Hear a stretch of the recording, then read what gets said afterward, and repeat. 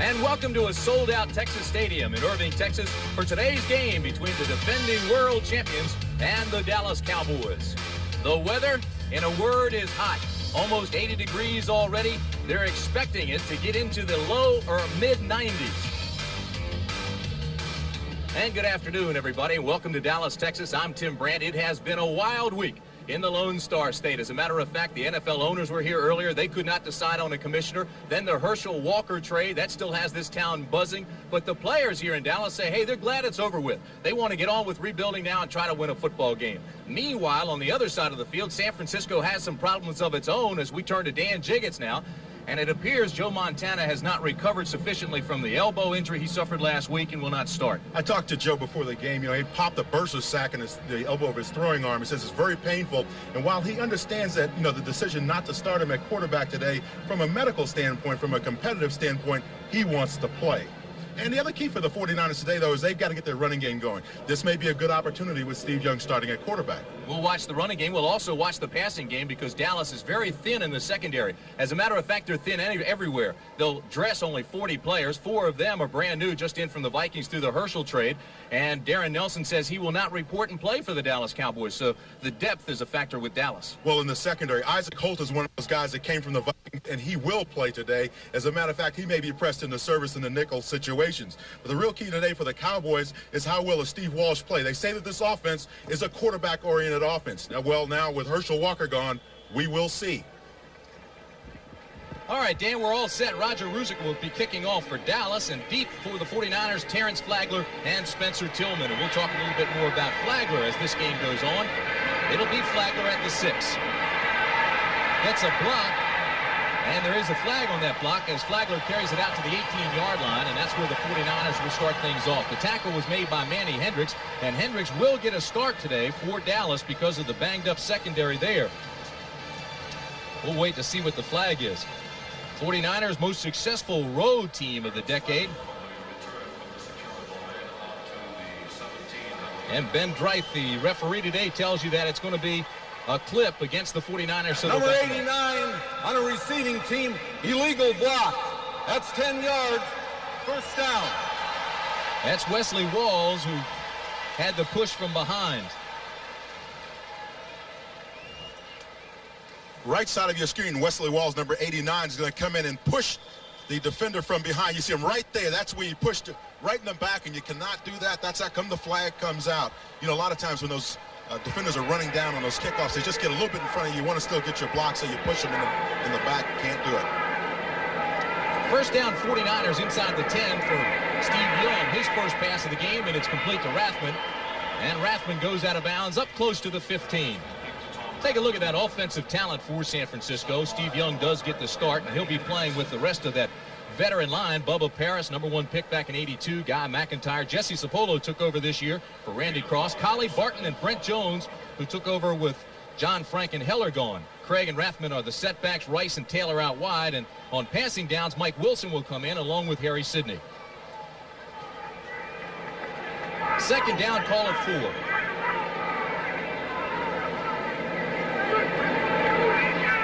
Young to throw again. Has the completion and the first down. Tackle on Craig. Lockhart got there along with Randy Shannon, the rookie. Let's set that defensive lineup for you for Dallas. Tony Tolbert gets the start, his first NFL start on the outside. They move Ed Jones inside along with Hamill, and on the other side, of course, Jeff Coat.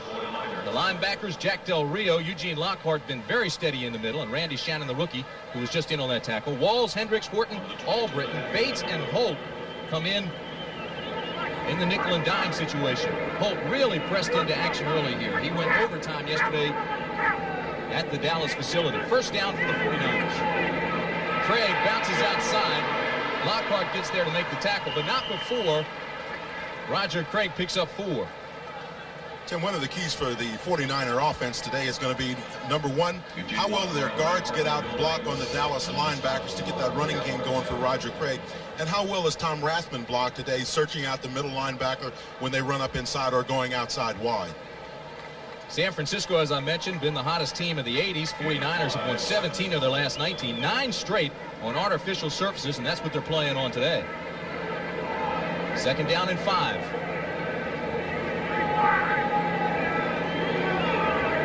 The other side of that coin is Dallas, which has really been struggling and lost 17 of the last 19. Young scrambles straight ahead and has another 49er first down up at the 37-yard line. Tackle made by Tippins and Ed Jones. Gain of 11. The problem there for Steve Young is they had Eugene Lockhart. Watch him, number 56. He's going to rush the quarterback right up the middle of the offense, and as a result, Steve Young is going to get flushed out of the pocket. Because this play comes right up in his face, now you're going to see Steve he sees Eugene Lockhart. He says, hey, I got to take off.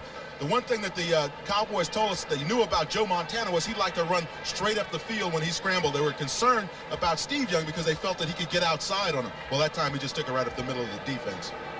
You see the numbers on Young. It's first down and 10 for San Francisco. The ball up close to the 38. Roger Craig left side with a hold to the 47-yard line before Randy Shannon can trip him up. You saw Roger that time when he hit the corner. Guy McIntyre is leading him outside. One of the things that's difficult to do for running backs is to get it timed up with their guard, so when they pull, it's like a swinging gate. When that guard makes his block, that running back can hit the corner and get along the sideline. Roger Craig and Guy McIntyre have to get in concert on that, along with Bruce Collie. So when you hit that sideline, you get the block from your guard, and that springs you up the field.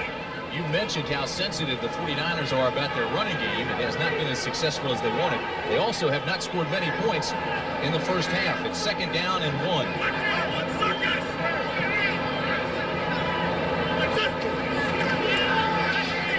Young has time and dumps it off to Craig, who's into Dallas territory, to the 47-yard line before Jack Del Rio can trip him up there. Del Rio got help from Vince Albritton. Jack Del Rio, I'm sure, is watching the World Series very carefully. He was a catcher at USC, and guess who his first baseman was? Who was that? Mark McGuire, who's now playing for the Athletics, of course, up in Oakland. And I'm sure Jack is following the series very carefully. He's still a very big baseball fan. Eugene Lockhart is along the same lines. Lockhart was drafted by the Giants, quite a baseball player in his own right, opted instead to play football. He says, here you can hit people and get away with it. First down to 49ers. Steve Young now 3 for 3 in his start. Fires this one over the head of Rice. Rice knew it was over his head and didn't extend himself for it because Manny Hendricks was right behind him and ready to drill him in the middle of his back. Well, Jerry Rice ran to the first down sticks and then made his turn.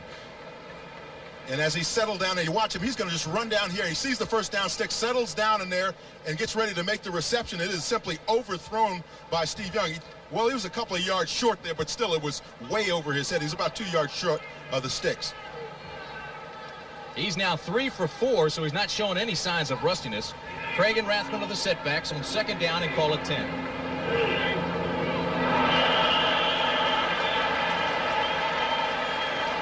I don't know what drew him, but Barton fired off quickly. And unless he was drawn, which I doubt very seriously, this will be the second penalty. False start, number 79. 5 yards, second down. Harris Barton is going to be right on the left side of your screen. Watch, he's just going to take off. Almost done while they were setting back in the huddle there. He just took off. He had a nice down block there, though. He was going to come down on Ed Too Tall Jones' legs. Robert Williams and Ron Francis are both out of that secondary for the Cowboys, so Manny Hendricks moves from the left side to the right side, and 2nd and 15. Steve Young rolls that way, and the play is whistled dead. There's a flag at the 45-yard line. Ben Dreith is our referee today. And this is not the way the 49ers had anticipated starting off. 3 penalties, and we're still just underway here in the first quarter. That's a false start on number 79. 5 yards, and it's second down. And again, it's Harris Barton. And on the first play, he jumped early as well. You know what it is? A lot of times when you get a new quarterback, the cadence changes with different quarterbacks. Montana's may be a little bit more clipped and rapid than Steve Young's is. And as a result, it throws off your lineman. Also, keep in mind, Barton's got a bad wheel, and he may be thinking about that a little bit more than the snap count sometimes. They've moved some linemen around, too, on that offensive line. The young man, number 79, is a pretty good football player. He can play inside at the guard positions as well as playing offensive tackle on either side. Very flexible and a very good pass protector. Ben Dreith is asking the clock officials to put 4 seconds back on the clock. See the penalties against San Francisco. One major concern now is it'll be 2nd down and 20. One major concern for the Cowboys is if the 49ers go to their passing attack, and if they ever go to 4 wideouts, which they very rarely do, they'll be hard-pressed to put a nickel or dime package together. They don't have enough defensive backs. Rice in motion on 2nd down and long. Roger Craig straight ahead, and he's met by Eugene Lockhart. Lockhart's been on a tear over the last 2 games. He's had an interception, a fumble recovery, a touchdown, half a sack, 3 passes broken up, and 21 tackles. Well, you know, Everson Walls told us yesterday on a bad day, Eugene Lockhart's going to have about 11 tackles. But the key there, though, again, as I mentioned about the 49er offensive line, is if you're working cooperative blocks along with the guards and centers, they have got to slide off and get to that middle linebacker, because Eugene Lockhart is very active in the middle for the Cowboys. Horton and Albritton now are the 2 deep backs in the secondary for Dallas. They know it's going to be a passing situation on 3rd and 18. They have all 6 of the defensive backs in the game, and Young will scramble out, and he won't get the first down. As a matter of fact, he gets just beyond the original line of scrimmage, and again, he's tripped up by Eugene Lockhart, who got help from Tony Tolbert.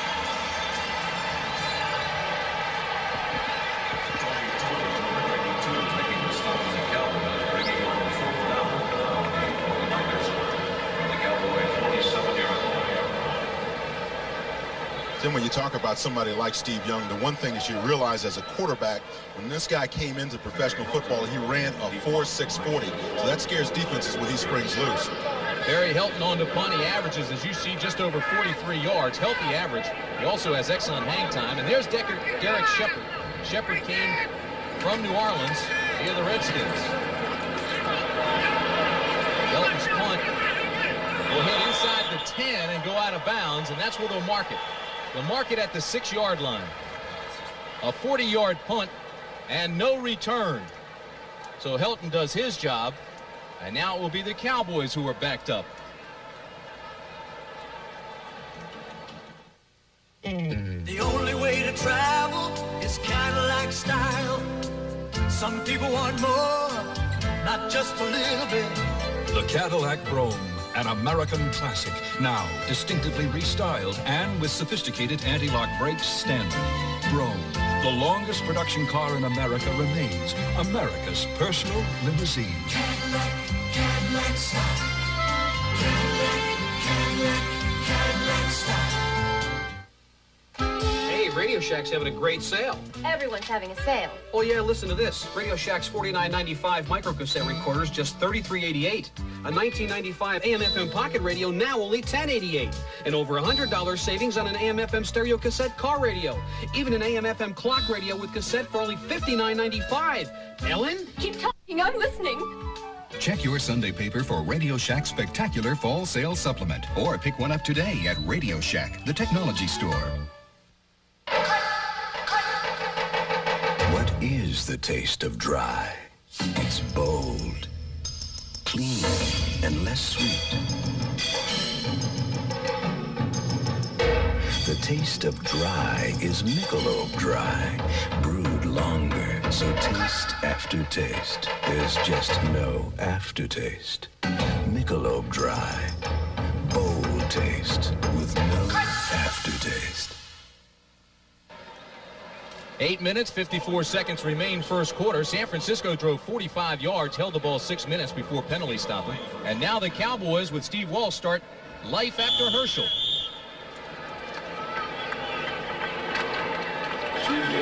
Steve Walsh, 62% of his passes were complete last week. This is only his 2nd NFL start. First down and 10 at the 6. In his own end zone, throws over the middle and has it complete to his tight end, Steve Folsom, at the 32-yard line. Jim Faunhorst made the tackle, but it's a gain of 25.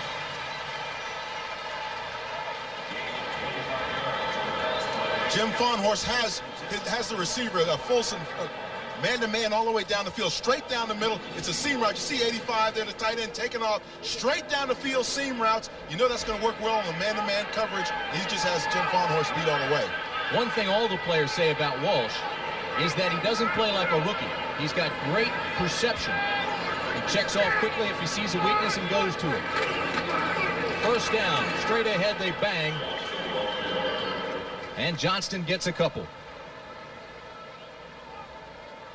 Let's set that lineup for you. 2A Newton, Bob White, Crawford Kerr, and Kevin Gogan are the down linemen. Steve Folsom, the tight end. In the backfield now that Herschel's gone, the new era begins with Darryl O'Clack and Daryl Johnston. Only 80 career yards rushing between them. The wideouts are Martin and Irvin, and Broderick Sargent and James Dixon come in obvious passing situations. It's 2nd down and 8 for that man.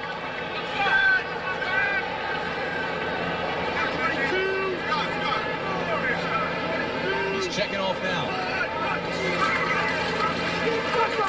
Black may have lost a yard.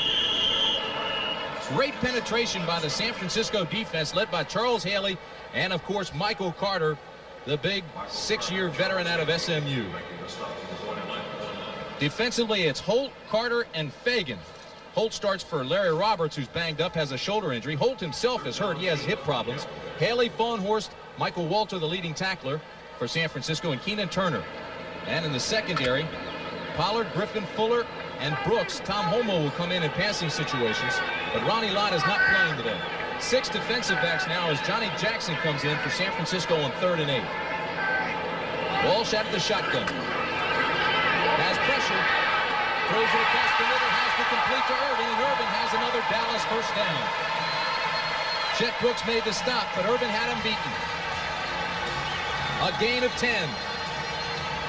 Now, I'm sure the Cowboys saw what happened in the situation last week against the Saints with the 49ers. They saw the slant routes. They see a pick up underneath. Michael Irvin comes up underneath, and that's the same thing that the New Orleans Saints were having a lot of success with last week against these 49ers. Crossing patterns. Expect to see a lot of that today out of the Cowboys. Dallas moving the ball early here. Started on their own 6. 6 minutes, 5 seconds remain first quarter. Tim Brandt along with Dan Jiggins. On first down, Walsh to throw again. Looks deep. Goes to Irvin and has another Dallas first down. In San Francisco territory. The tackle was made by Pollard. Irvin wanted a flag. Thought Pollard was a little bit rough after the play. A gain of 14. Michael Irvin came down, ran a 15-yard comeback, and just settled down in there. And he's going to be on the right side of your screen. He'll come into view here in just a second. But you can see Steve Young's got some nice protection. See, he's got those passing lanes in front of him. You can see downfield Irving on the comeback again. Push the defensive back off, then come back to the football. Give your quarterback an opportunity to squeeze it in there. Walsh is 3 for 3, 50 yards. Darryl Clack off the left side, inside the 40 to the 39-yard line. So Steve Walsh off to a quick start.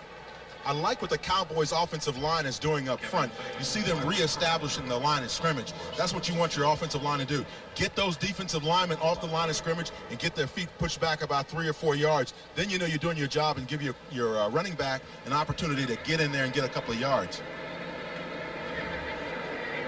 Jimmy Johnson, the only head coach in the NFL without prior experience in the league, has a 10-year contract, youngest NFL coach. Cowboys go to 3 wide receivers. On 2nd and 6, Walsh has some problems. And they're going to call in the grasp. Threw it right at Pete Kugler. Pete Kugler will get credit with the sack. Pete Kugler on the stop for San Francisco. Pete Kugler, number 67, is going to come from right in here. He's going to come in on a hard rush, and Steve Walsh is going to try to get out of there and try to move over to his left side, but it's just not going to work out because Kugler gets a nice block, and you see the twist in there. The work, the defensive tackle and the defensive end was Haley, number 94, and both of them end up getting close to the sack. Of course, Pete Kugler gets it. A loss of 7, so it'll be 3rd down and 13 for the young Cowboys. They are young. That twist is when those defensive linemen, you see them cross each other's paths and get to the quarterback. They need 13. Walsh goes deep.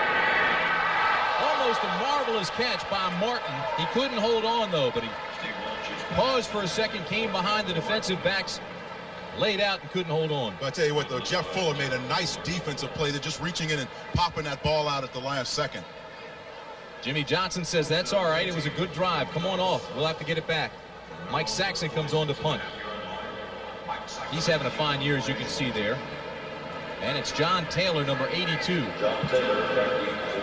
One thing you don't want to see, though, is your punter having a great year. That means he's kicking a lot. Taylor led the NFL in returns in 1988. 10th in the NFL in 89. 4th down and 13. Saxon to punt, taking all the time he needs. And gets off a wobbler off the side of his foot. It gets a Dallas bounce, though, and goes inside the 10. And we'll be down at the 9. So Saxon gets a break. But there is a flag up at the 44-yard line. It was a 37-yard punt, no return, and we'll wait for Ben Dreith, the referee, to give us the call.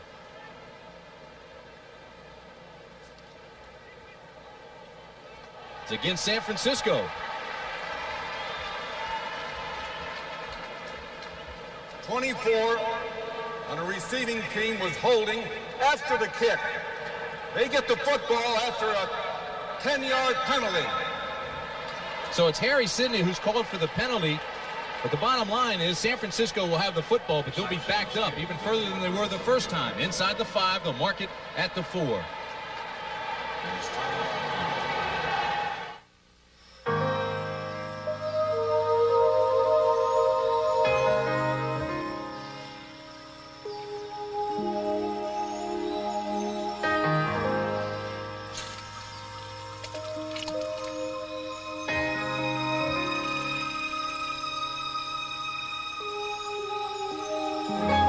Life's full of simple pleasures, like the comfort of Levi's jeans. Or had you forgotten?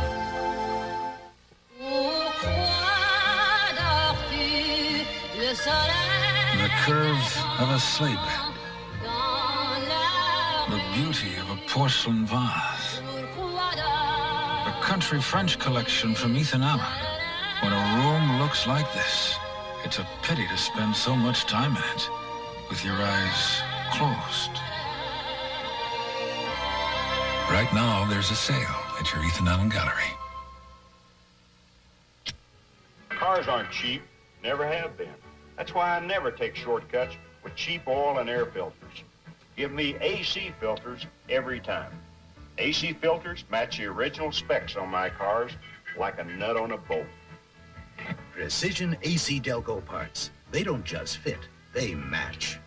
Keep your car running the way it was made to run. Now get up to $8.80 back on AC filters and plugs. See your retailer for details.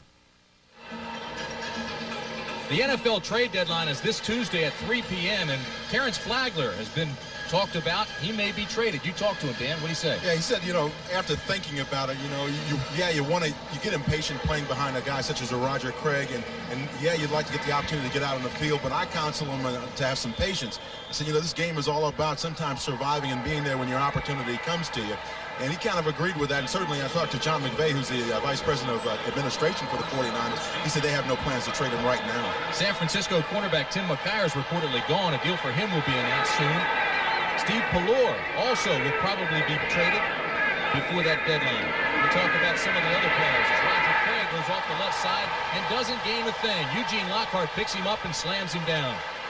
Bob Ackles, the Cowboy Director of Player Personnel, is trying to work out a deal for Steve Pallor. There are reports that Ron Burton may be available now that Jesse Solomon and David Howard are in Dallas. It makes sense when you think that Ken Norton and Gary Cobb will be back from injury.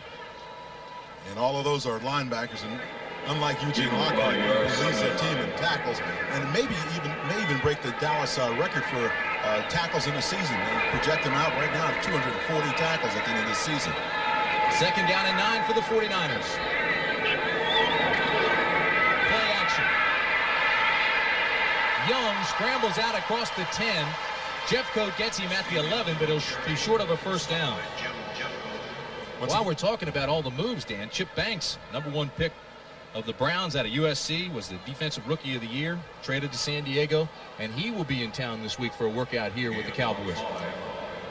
obvious that they're trying to shore up the linebacking situation. I don't know if Chip Banks is going to be the guy to do it for him. I think that those two young men they got in that trade, certainly Jesse Solomon, who's an all-pro caliber player last year, had the knee injury, but I think he's an awfully good player. David Howard is respectable as well. Big play for the 49ers on 3rd down and 4 inside their own 10.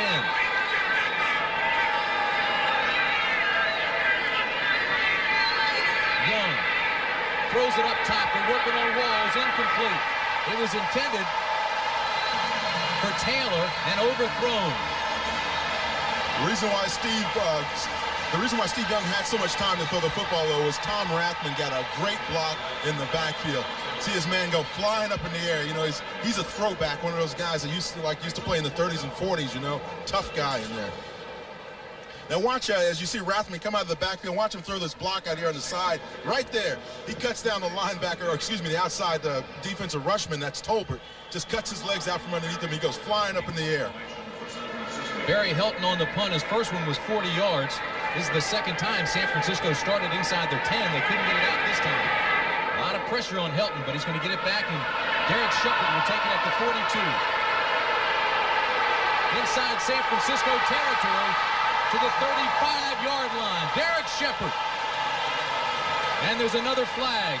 A 47-yard punt, 23-yard return.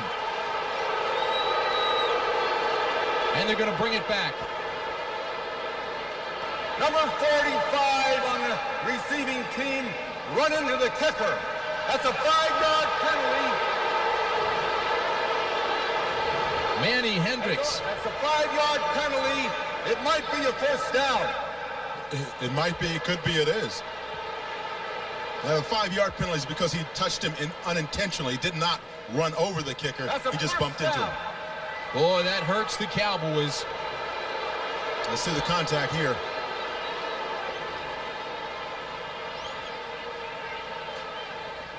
Everybody's getting blocked in there. I don't understand how you can make that call when people are getting blocked into the kicker. Not much contact either. I see what it is. Manny Hendricks went up to try to block the kick, came down, and then hit the ground and rolled into the kicker. Nickel and dime, let them play. It's a contact sport. First down for the 49ers.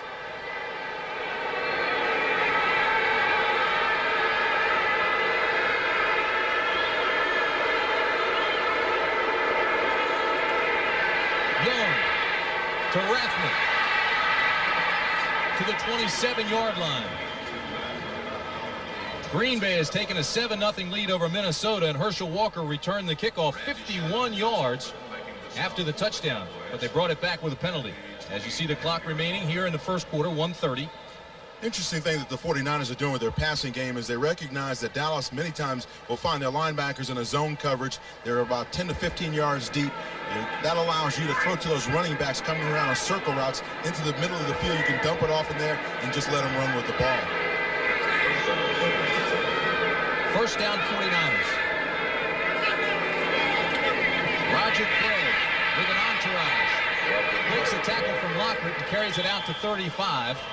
And he's knocked out by Vince Albritton. Tim, what the 49ers want to do on that sweep AO, when you get both of your guards pulling out, Bruce Collie is still getting picked off on the backside, so you're kind of losing your backside guard. But watch these guards pull out of here. You see Guy McIntyre lead it. Now the key is if you can get Collie out here and get him to lead the play as well, then you got two guys blocking out on the corner. But watch Collie 69 get bumped off right there. See, he gets thrown off his track, but McIntyre throws a nice block out on the corner, extends himself, gets the guy out of the way, and lets Roger Craig run the football. That's the way the AO is drawn up, and that's the way they ran it.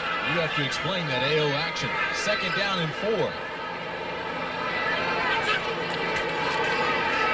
Quick drop, quick throw. Taylor has it at the 44. AO action, huh? AO, the A guard and the O guard. The A guard is the onside guard, or the guard to the side of the play. The O guard is the backside guard. He pulls out. He's the second guy. He's the one that's supposed to turn it upfield. John Taylor turned it upfield that time in a little hitch play. Caught it along the sideline. You know, see, he knows those defensive backs are playing off him, giving him some respect, playing off about 10 yards. You run about 5 yards down, hitch up, catch the football, and then run with it. Taylor's a fine receiver, but his headlines are often lost behind the greatness of Jerry Rice. First down, 49ers.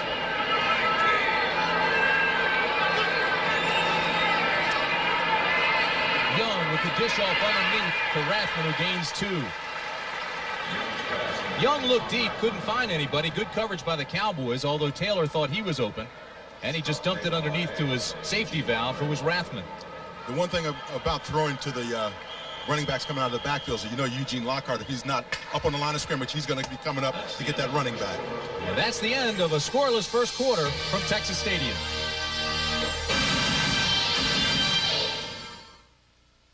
How to get your package through a Mediterranean storm. Most Federal Express overseas employees are from overseas, so they not only know the local customs regulations, they know the local customs. And that helps your package sail right through. Because when delivering in Rome, it helps to be a Roman. Federal Express, the best way to ship it over here is now the best way to ship it over there.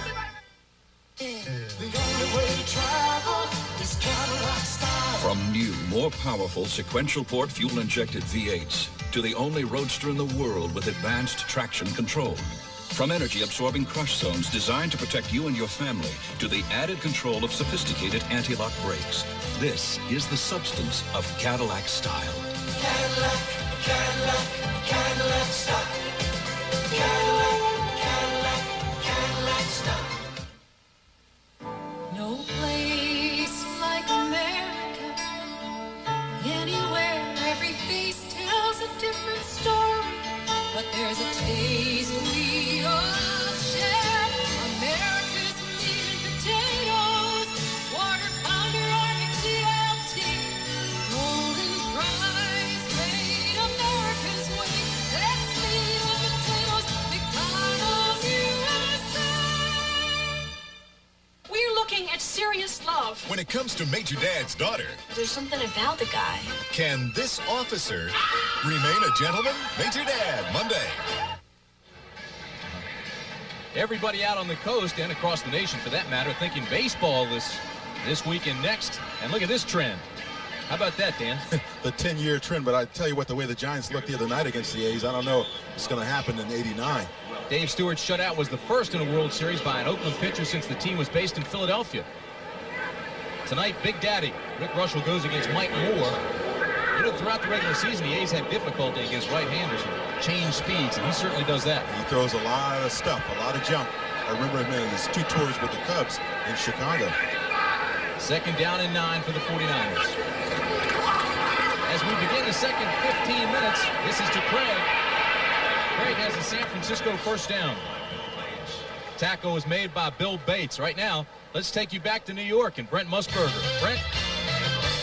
All right, Tim. Well, here's something the Dallas Cowboy fans never saw. Herschel Walker to return a kickoff, his first since the USFL days. He brings it back 51 yards, the first time he handles the ball as a Viking, but it was called back. And the Packers still lead it 7-zip. Back to Tim. I'll tell you this, Brent, he looked comfortable doing it, too. Sure did. You see how he just glides along? He's probably run about a 9 flat. Here in Dallas, Steve Young, 7 of 9, 53 yards. And on first down, he throws again underneath the Rathman. Rathman bangs his way down to the 35. Gave Jack Del Rio and Eugene Lockhart a pretty good lick. One of the problems that the Cowboys are having, well, it's not really a problem, it's by design. Watch these 3 linebackers here. A 4-3 inside. They're playing inside these defensive ends. These outside linebackers are. Now, they're all going to drop back in zone. So watch this area of the field. It's wide open, and that's what San Francisco is really exploiting in their passing game. You see the running backs, Craig and Rathman, turn around right down in there. Those linebackers in those deep zones, and as a result, you can dump that football off into your running backs. 2nd down and 2. Walsh is watching as Young has hit his last 5 in a row and would like to duplicate that for the Cowboys. But right now, the Dallas defense is struggling a little bit. Touchdown, San Francisco, Brent Jones. 36-yard strike from Young to Jones. Tim, you know when you're working against the zone, your tight end's going to be open on the seam routes. It happens all the time against zone defenses. You see Brent Jones run the seam route right down the field. He knows he's one-on-one with a linebacker. Jack Del Rio, in that case, it's no contest. Brent Jones into the end zone for 6 points. That's 6 straight completions for Young now, plus the touchdown And Mike Kofor comes on to add another point.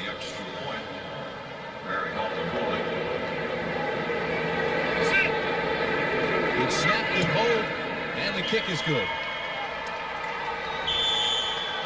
So Brent Jones with a 36-yard touchdown reception, and San Francisco is on the board with 13:25 remaining in the half. Dry is bold and wet. The taste of dry is less sweet. Michelob Dry, brewed longer, so taste after taste, there's just no aftertaste. Michelob Dry, bold taste with no aftertaste. I'm State Farm Agent Stan Griffin. Just talked to two of my car insurance policy holders, Bob and Doris Rhodes. They're off on another trip. They're so-called retired folks. They sure get around. And they get a real feeling of security, seeing all those State Farm offices just about anywhere they drive. If they should ever run into trouble, they know a State Farm agent is there to help them get back on the road again. And like a good neighbor, State Farm is there. The only way to travel is Cadillac style. Cadillac DeVille for $19.90. With its new, more powerful V8 engine, full-size 6-passenger luxury, electronic level control, and available anti-lock brakes, DeVille allows you to travel in the passing lane without leaving the comfort zone. Cadillac style. Cadillac style. The Herschel Walker trade was certainly one of the most unique trades in NFL history, one of the biggest. It appeared it was a 12-for-1 deal, 5 players and a number 1 pick, the players here, and conditional picks. Now, Darren Nelson has already said he won't play for the Cowboys.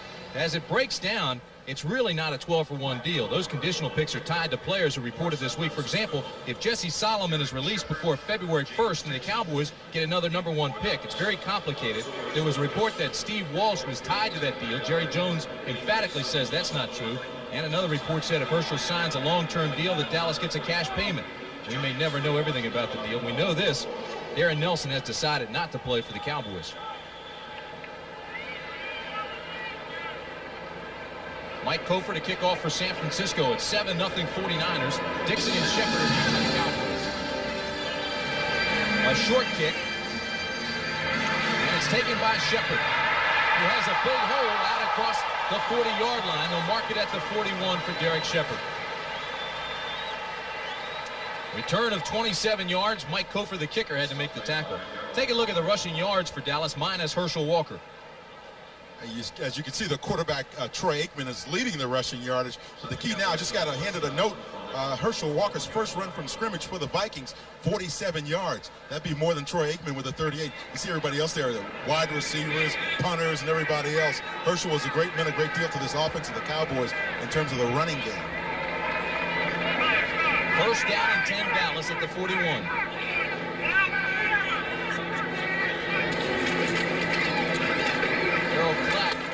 Gets back to the line of scrimmage, maybe. Charles Haley met him and drove him back. Cowboys tried to run the counter OT. That's where you pull your backside guard and tackle to come in and block. But watch Nate Newton, number 61, as he tries to turn into the hole. And you'll see the hole develop very nicely for the Cowboys. But watch Newton, number 61. He'll have to turn around and block his man, Charles Haley, who unfortunately meets the running back in the backfield. Second down and 10. San Francisco leads 7-0, 95-yard drive. Young to his tight end for a touchdown, and this pass is complete to Darryl Clack. Gain of 5. Tackle made by Michael Walter.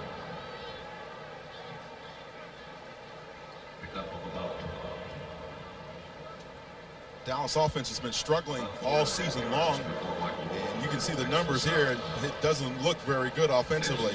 28th in the rush, 22nd in the pass. Total, they're dead last.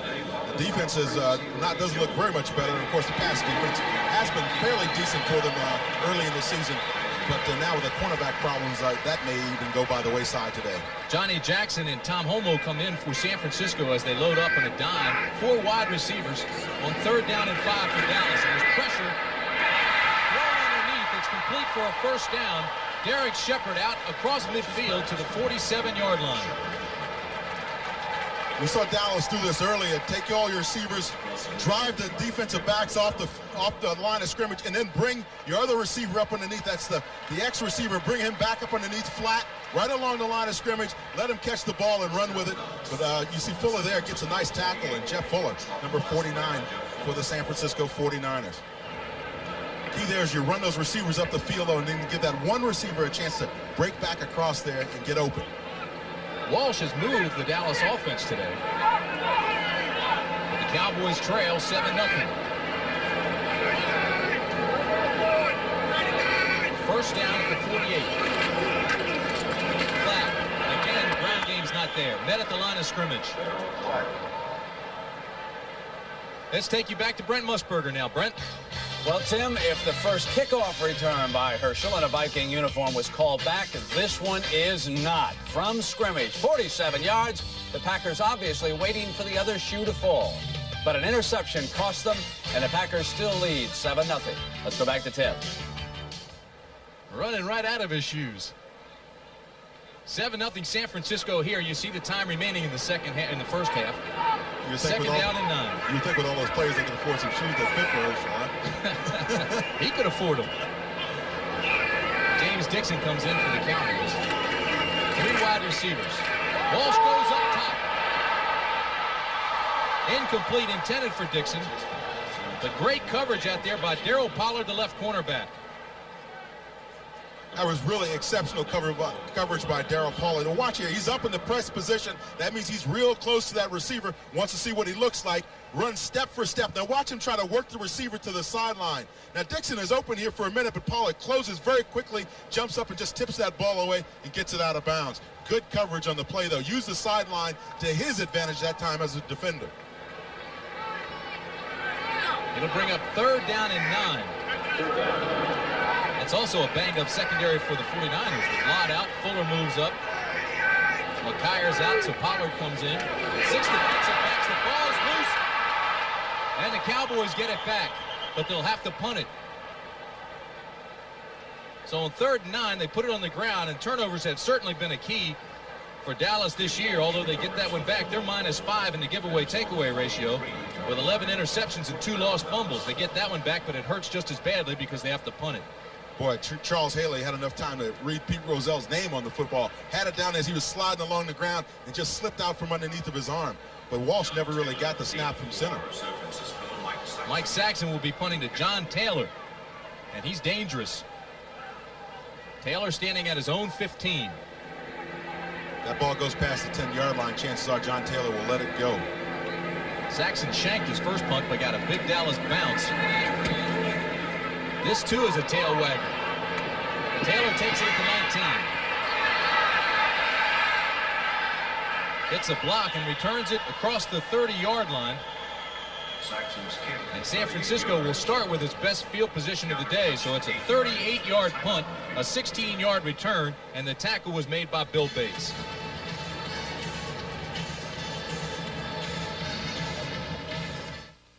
Undefeated Tennessee takes on Bama's surging Crimson Tide. Then the Fighting Irish of Notre Dame battles 10th-ranked USC. Doubleheader excitement next Saturday. Did you quick pass for Rice. Got it. Touchdown 49ers. It was truly a great honor to be chosen as the most valuable player in Super Bowl 23. Hey, it's Jerry Rice. But I have come to know that there are a lot of people who are the most valuable players in their community. Here in San Francisco and in every city in the nation, there's a critical need for professional daycare services. And here at the Holy Family Daycare Center, these kids are getting the love and the care they need. And for all of you who give to the United Way, you are the MVPs, the most valuable people in San Francisco.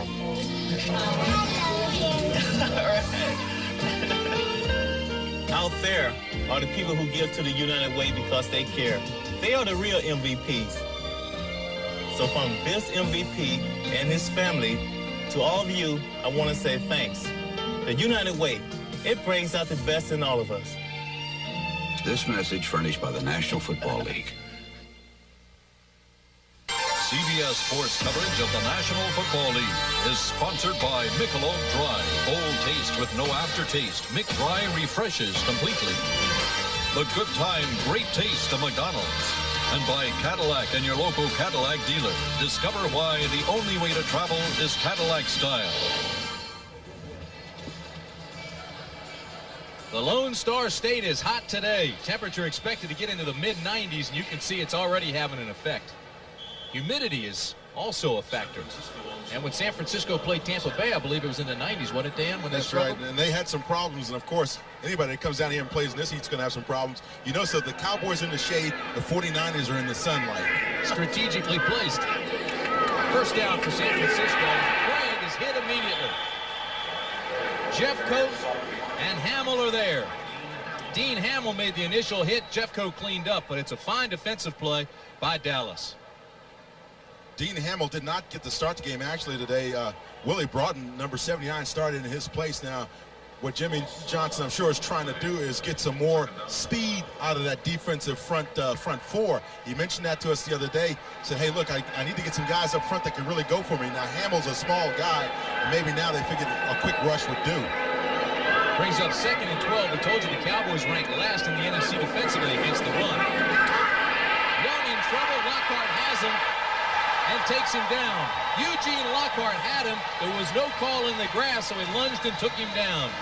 Eugene Lockhart comes on the blitz right up the gut of the offense. Just comes in there, chases Steve Young around for a bit, and watch him. He's just going to take off.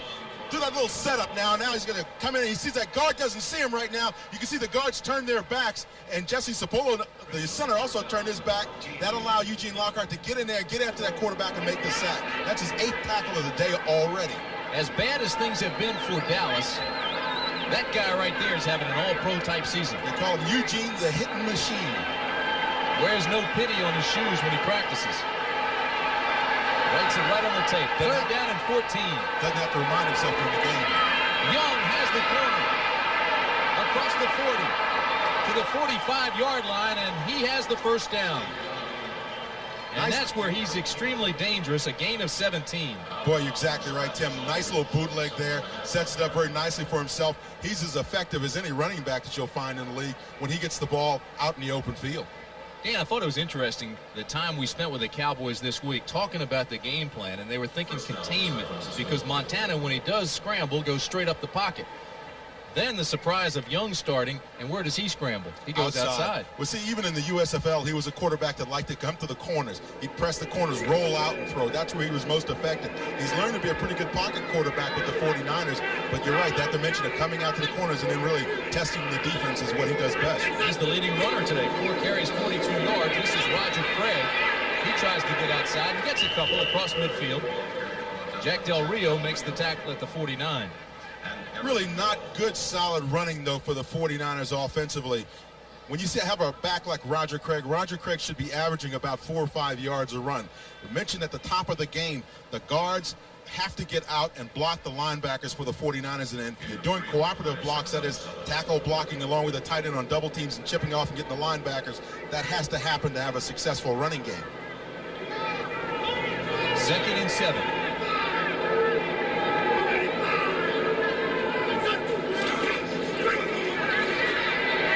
Side. Willie Broughton makes the stop. A gain of 3.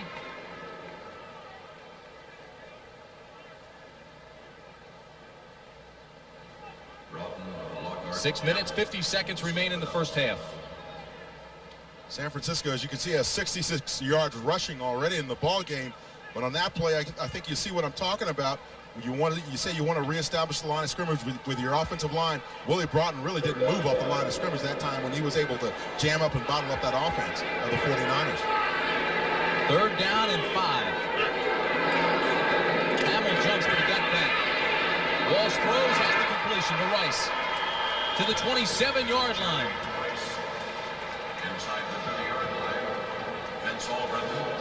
A gain of 20. Jerry Rice on the crossing route. He just simply beats Manny Hendricks here. Now see, there's a little push off. He pushes off of Manny Hendricks, goes into the middle zone defense. Nobody else picks him up. You see linebackers. Shannon, number 94, is coming back there trying to cover him 20 yards downfield.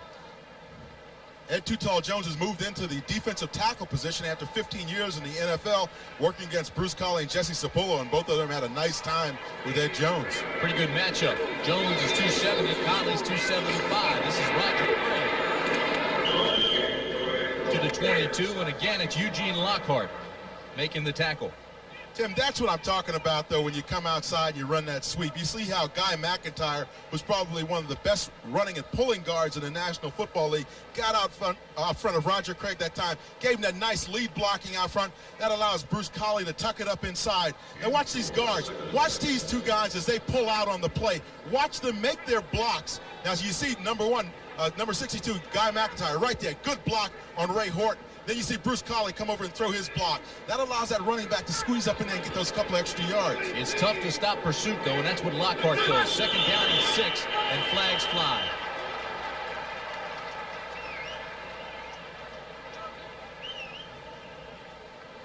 Offense false start, number 77, 5 yards, second down. That's big Bubba Paris, 300-pounder. First pick in 1982. As you look at Joe Montana looking on with George Seifert. Bubba Paris told us the other day, though, that this year is a lot different than past years. When he came here and he's drafted number 1, he was given a position and told, he was told that he was the starting left tackle. Said now this year it's really been a difficult season for him because he's really had to constantly prove himself to George Seifert. Wesley Walls comes in for San Francisco, replacing Tom Rathman. They go to 2 tight ends on second down and 11. 49ers have 5 penalties already in this game. Dallas, that's the first time out. The Cowboys want to regroup with 4:34 remaining in the half. The Cowboys travel to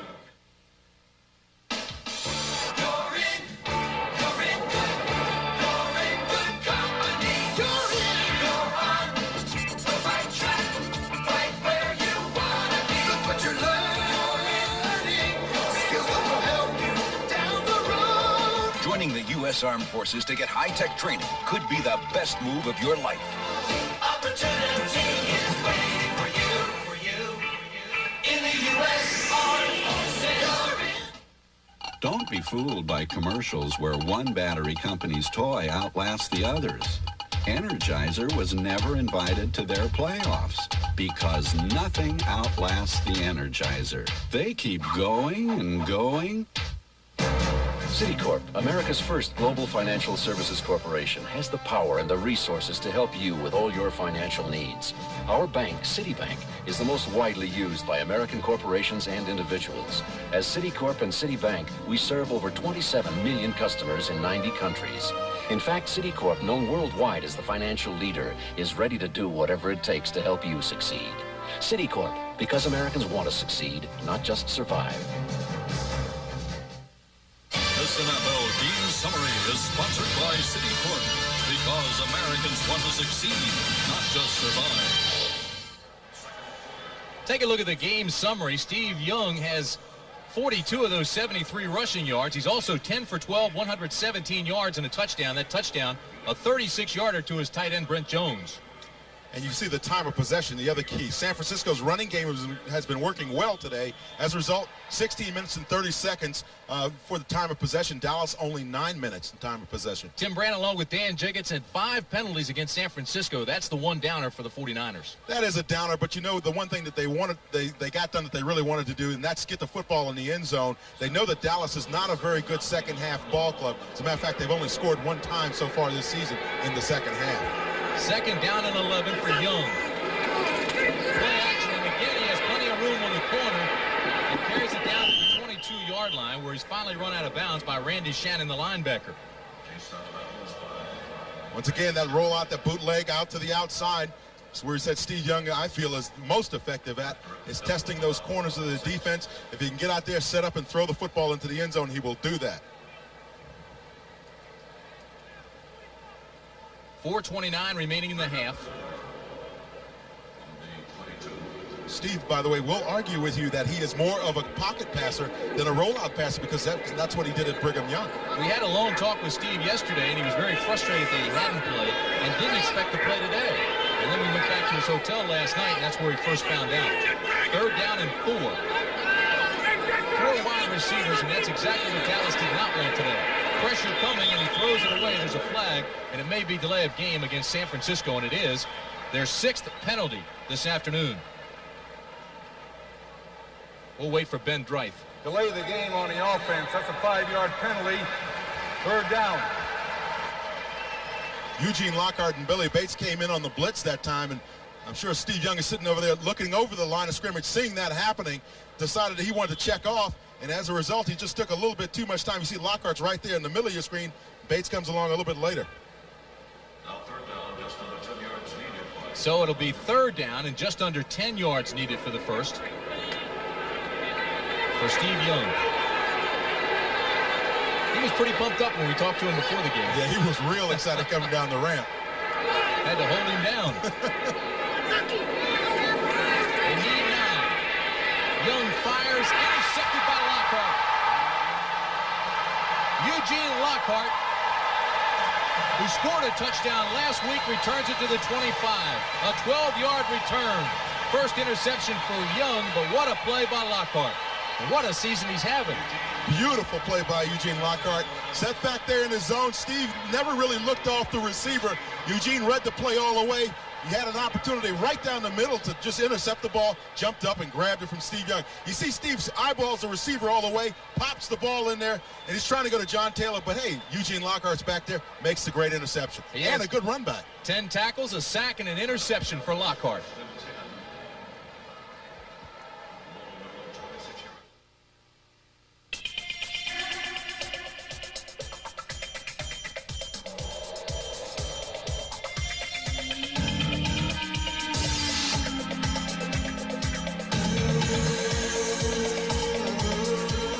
Introducing the new BMW 5 Series sedan. The spirit of a car company, sculpted into 3,400 pounds of steel, glass, and leather. For a bear of a thirst, I reach for it first. I can drink a lot more, and it settles the score. Four singles, number 7, the taste of pure heaven. It's the drink of the moon. It's playing altitude. It moves Louis' lips. It shakes Eric's hips. So look out, Pepsi, the move is on. Now we're singing the Diet Coke song. Diet Coke has the real cola taste you can drink a lot more of because it's just 1 calorie. Yo, just for the taste of it, Diet Coke. So I'm running late. I had to call Phoenix, so I'm using this other long-distance company. I dialed the wrong number. I got this guy in Fiji. What? Is this Phoenix? No, you reached Fiji. I dial again. Fiji again. What are you So I kidding? called the operator for credit. She said I'd have to talk to customer billing. I said, AT&T operators gave me instant credit. She said, you are not dealing with AT&T. Well, I am now. People who thought they could do better than AT&T are coming back for the real value. Aren't you glad you never left? The bear-killing Bucks take on the Skins. The Saints try to derail the Rams. A day of regional excitement next Sunday. Tim Brandt along with Dan Jiggets in a very hot Texas Stadium this afternoon. 49ers lead the Cowboys 7-0, but Dallas has just made a big defensive play stopping a San Francisco drive with Eugene Lockhart making the interception on Young. Eugene Lockhart, is no question, is having a Pro Bowl kind of a season down here in Dallas. First down for Steve Walsh and the Cowboys. Ball at their own 25. Again, the ball is dropped. Second time this afternoon that Steve Walsh has put the ball on the ground. The Cowboys do get it back.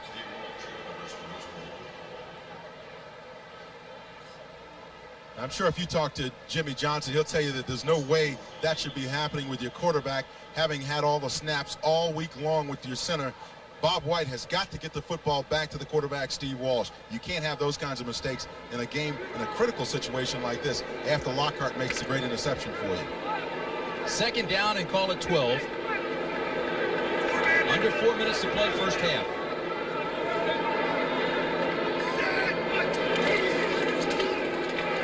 Clapp. And boys, he had a tough time finding some running room today.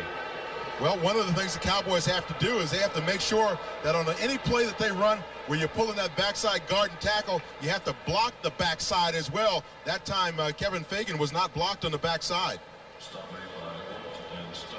So it'll bring up 3rd down and a taxi ride. They still need 10 yards for the first. Mentioned blocking on the backside. That's when you see like guard and tackle pull out there. There's a void left. And if you allow those defensive linemen to slide into there, they'll follow your lineman right down and make the tackle in the backfield. Michael Irvin and Kelvin Martin come to the bottom of your screen. Twin receivers on that side. Shepard at the top of the screen. Out of the shotgun. Walsh throws underneath. This is Clack. And Clack has the ball across the 30 to the 36-yard line. And he'll be close to another Dallas first down. Tackle was made by Keenan Turner and Jeff Fuller. A gain of 11. In talking with Darryl Clack yesterday, he said the one thing that he was concerned about was running his pass routes and getting all that correct, because he knows that's something that Herschel Walker did a very good job at. Steve Walsh does a good job of escaping here, settling down and getting that ball out to Clack. Doesn't do a bad job catching the ball and running with it afterwards, but he says he's primarily a running back, and now he has to learn the passing game and really get to feel secure with his passing routes. Cowboys are going to have to use the clock effectively now. It's at 2:20 remaining first half.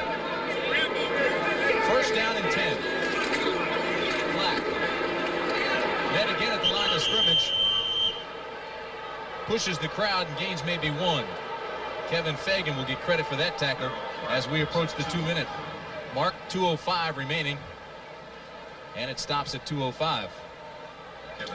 Really, when Darryl Clack ran that football, he should have run a little bit further outside. Watching this area in here, that's where the hole really is for Darryl Clack.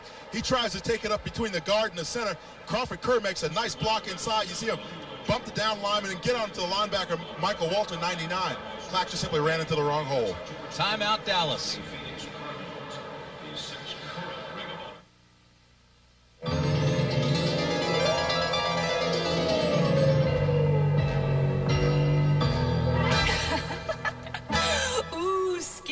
Tired of wearing the same old face Halloween after Halloween? Why not try a Fright Night nose mask from Bud and Bud Light? There's Batface, Scary Witch, Mr. Pumpkin, and Big Black Cat.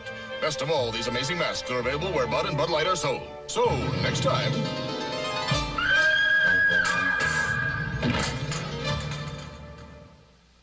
Ever since my brother Tom got this Magnavox 52-inch big screen TV, the show's gonna start. Come on. He stopped going to the movies. The picture is huge, sharp, and brighter than any ordinary TV. And I get great seats. Plus, Magnavox has a 100-watt JBL sound system. It's the same Dolby surround sound you hear at the movies. Yeah, and I don't have to stand in line in the rain anymore. Tom, it doesn't always rain when you go to the movies. Not anymore. Magnavox. Smart choice. Very smart. Welcome to First Interstate Bank territory. The biggest bank territory there is. Because only First Interstate can help you with your banking needs in more cities and states than any other bank system. So whether you're in your hometown or traveling out of town, First Interstate Bank is always ready to help you. So come to First Interstate Bank. We go the extra mile for you. Monday, when Teddy Z house sits for a starlet. The toilet's overflowing. Will his career go down the drain? What are you doing? I'm saving the water. The famous Teddy Z after Murphy Brown. You're looking at the ankle of Ronnie Lott. It's in a walking cast, and of course that's one that he can take off and put on as he feels the need to, but certainly the secondary of the 49ers really misses a guy like him, not only from a playing standpoint, but also from a leadership standpoint. So you can see 6 times to the Pro Bowl. There's no way you're not going to miss a guy like him. Told us yesterday there's a slight tear in there. 3 interceptions for him, tied for second in the NFC. Second down and 8 for the Cowboys. This ball flies a little bit. Irvin has the completion in San Francisco territory, knocked out at the 48 by Don Griffin. You would expect the combination of Steve Walsh and Michael Irvin to hook up at least a couple of times today. Certainly they had a lot of success together at the University of Miami. The ball was fluttering, but it got to Irving. The 2-minute warning, a gain of 13. You've been staring out there all day. What are you doing? Trying to figure out which computer is the most powerful. Well, that's easy. The one with the most memory, megahertz, MIPS, you know. No, I don't think so. There we go. I think the most powerful computer is the one that people actually use. Macintosh has the power to change the way you look at computers. But that's not really a fair comparison. People like using the Mac.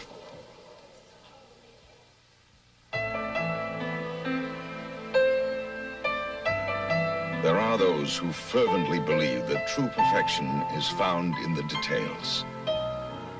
At the Bavarian Motor Works, we gave that belief a name. We call it the BMW 735i. Beautiful, to be sure. Yet perhaps the most beautiful thing about it is its spirit. It's 32 degrees. And Jan Trumpeter is learning all about her antifreeze. The hard way. Why is this happening to me? Don't push your luck. Guarantee it with Advanced Formula Prestone. The lights on these cars are running on battery power alone. And in the end, only one, a car with a new Die-Hard battery, our most powerful ever, is able to start. Great low prices every day, Die-Hard power. That's your money's worth and a whole lot more. Next Sunday, our NFL regional coverage begins at 12:30 Eastern Time, 9:30 Pacific with the NFL Today.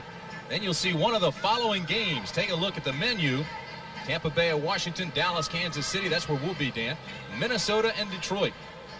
And those games will be followed by Game 2, New Orleans against the Rams, the Giants at San Diego, and Atlanta against Phoenix. So check your local listings as the NFL continues here on CBS. First down and 10 for the Cowboys. You see the time remaining in the half. 6 defensive backs for San Francisco as Homo and Jackson come in for the 49ers. Backside pressure underneath to the tight end, and Folsom carries it down to the 43-yard line. Tackle was made by Chet Brooks. Right now, let's take you back to New York. All right, Tim, Herschel Walker continues his impact. They have to watch him, and Rick Finney barrels up the middle, and the Vikes now lead it 10-7. Back to Tim. Okay, Brent Walsh steps up in the pocket, has another completion inside the 40. Again, it's to his tight end, Folsom. Clock continues to move, under 1:30 now. And again, the tackle was made by Jeff Fuller. Walsh would like his tight end to get out of bounds, of course, on that kind of a play where you're catching it near the sideline. Go on and stop the clock. It's 7-0 San Francisco. Again, the ball is loose.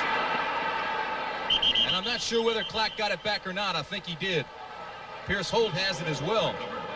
And Pierce Holt's a little stronger than Darryl Clack, and he's going to win that arm wrestling contest. I don't think so. They give it to Dallas. Dallas will have it.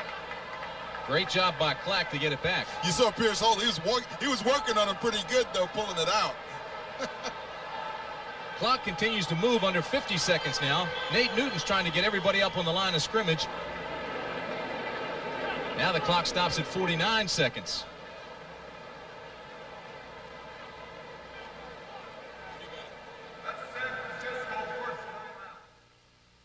Most men won't even discuss it with their wives, but when they start losing their hair, they talk about it with me.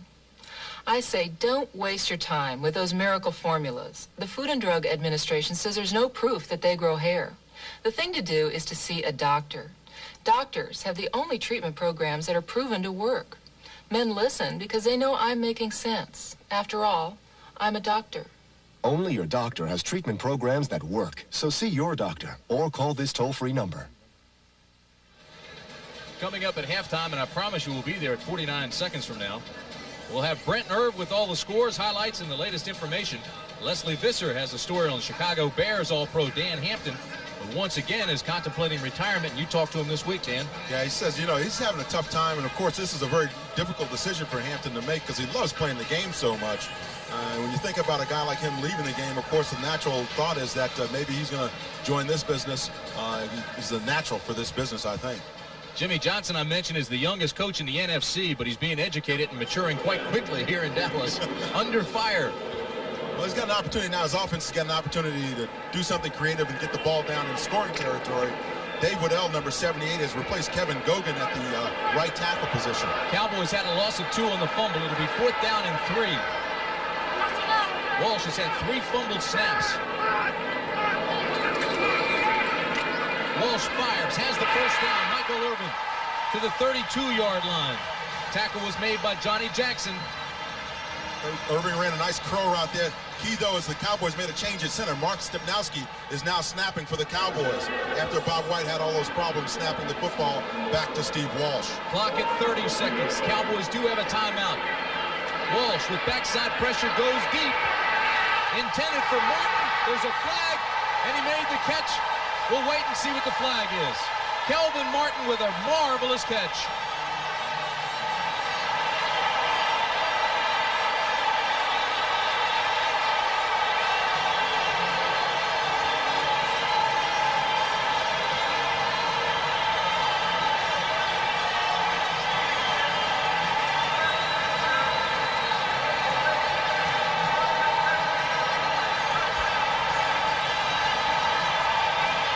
So the Cowboys are on the board. The flag is picked up. It's against San Francisco, and it's 7-6 as Roger Ruzick comes on to attempt the extra point. And I believe they'll review this one. Yeah, you know they're going to have to take a look at the pictures on this one because it was a difficult decision to make. So whether or not Kelvin Martin actually made the play on here. Now, Tom Homo's going to have the coverage along with Jackson, number 40. You see Homo's beat right now. Kelvin Martin has got it all the way to the end zone. Now, does he catch the football right here? Yes, he does. He makes the reception for the touchdown. That's a great catch. And the Cowboys wanted to get on and kick the extra point before the replay officials could look at it. But the bottom line is it's a touchdown Dallas unless we hear otherwise. Now, the one thing play stands the way it was called on the field. That's a touchdown. See, because he didn't pick the ball off the ground. He caught the ball and had control of it when he went down to the ground. And that's why they gave the Cowboys the touchdown on the play. Ruzick on for the extra point in an effort to tie it up at 7.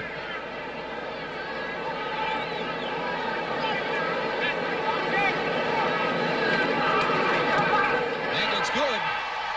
So we're deadlocked.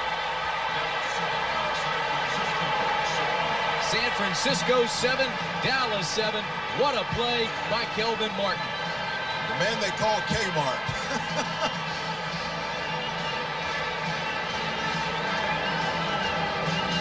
Officials were reaching for their flag so fast down there. They had one hand in their pocket and couldn't signal touchdown when Martin made the catch. Well, what it was is they saw the interference by Homo. They figured at the very least they had that. Then they had to wait to see if indeed he had caught the ball or had he trapped it. And as a result of replays, I think you can see very clearly that he caught the football and then went to the ground after having broken the plane of the end zone. He's an interesting, intelligent young man. Kelvin Martin, out of Boston College, 3-year veteran. 15 catches in his young career. Was talking about he's always had to fight his size, as you mentioned. He's always been very small. Didn't even play receiver until he was a senior in high school. Got to Boston College, and he said everybody was small. Yeah, Flutie, Doug Flutie, everybody in there. A bunch of little midgets running around in there, but they got the job done. And certainly Kelvin Martin's gotten the job done for the Dallas Cowboys. Next Saturday, college football bonanza for you. A doubleheader of 4 national powers. First at 12 Eastern, the undefeated Volunteers of Tennessee against the unbeaten Alabama Crimson Tide. Then game 2, 10th-ranked USC going against number 1 ranked Notre Dame and the Rocket. That's all next Saturday on CBS. Roger Ruzick kicking off to Terrence Flagler and Spencer Tillman. This is Flagler. Out to the 23-yard line. 17 seconds remain now for the San Francisco offense. And the question that always comes to mind now is, you know that Joe Montana has that success in the second half. Will we see Joe Montana in the second half? A return of 16 yards, and Jesse Solomon gets his first tackle as a Dallas Cowboy. Came over in that trade for Herschel Walker from the Vikings. Led the Vikes in tackles 2 years in a row. Had his knee blown out in the last regular season game. Had surgery. And now he's coming back. Here's a look at Joe Montana. And whether we see him or not, we'll wait to see. 17 seconds remain in the first half. And that'll do it.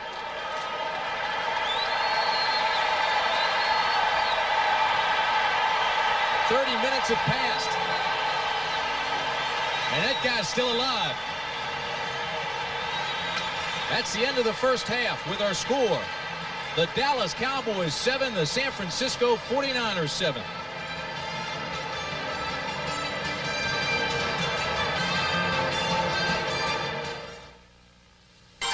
CBS Sports coverage of the National Football League is sponsored by BMW, the ultimate driving machine.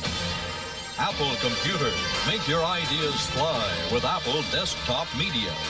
And by the Die-Hard battery, now with more power when you need it most. I'm telling you, she sold my house just like that. Dorothy Thompson, Century 21. They listened to me, so they knew what I wanted.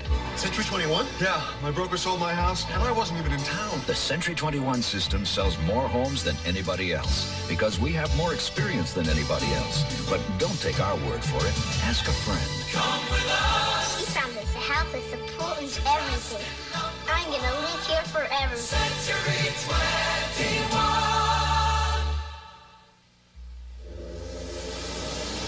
Since ancient times, astronomers have defined an eclipse as a celestial body moving across the face of the sun. Mitsubishi defines an eclipse as a celestial body moving across the face of the earth. For personal exhilaration, an eclipse can eclipse an eclipse.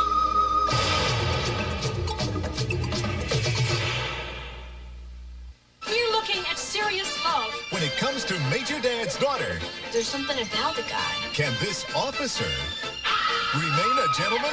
Major Dad. Then, when Walter comes face to face with old age, You want a baby? his fertile imagination takes over. You look positively radiant. The People Next Door, Monday. Tuesday, your worst nightmare comes true in your own home. Open safe, George. Come on. And you've only got one chance. Rescue 911.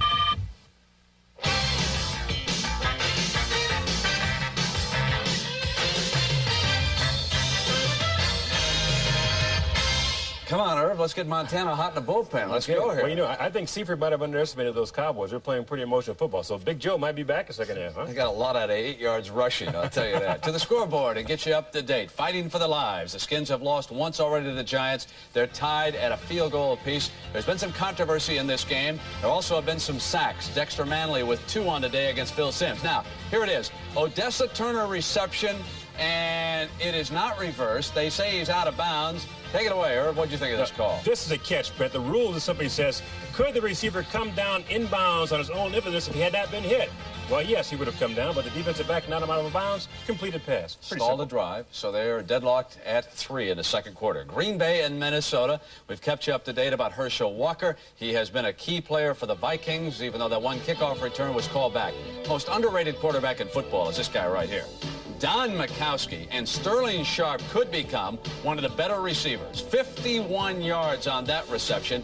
Now, you may have seen this once before. How about him running out of his shoe here, Irv? Well, it really makes your heart race when you see him carry the ball like that in a Viking uniform. But he knows this offense pretty well, and one shoe's good enough for him, isn't it? That's right. And here the other shoe falls on the Packers, and it's Rick Finney right up the middle, 8 yards for the touchdown. The Vikes have 3 sacks on the day, and they lead it 10-7. Detroit and Tampa Bay, the Lions are without Barry Sanders. The Buccaneers are without Vinny Testaverde. It is hot.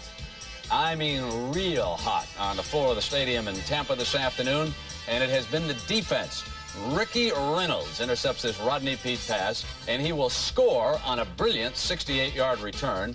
2 interceptions of Peete passes on the game, and that has been the difference so far for the Buccaneers. The Buccaneers defensively have really improved under Ray Perkins down there. Houston and Chicago moments ago, Neil Anderson scoring his 10th touchdown of the season. He leads the NFL, and they lead the Oilers 14-10. Miami and Cincinnati, Esiason 38 yards to Holman, 10-3 Bengals in that game.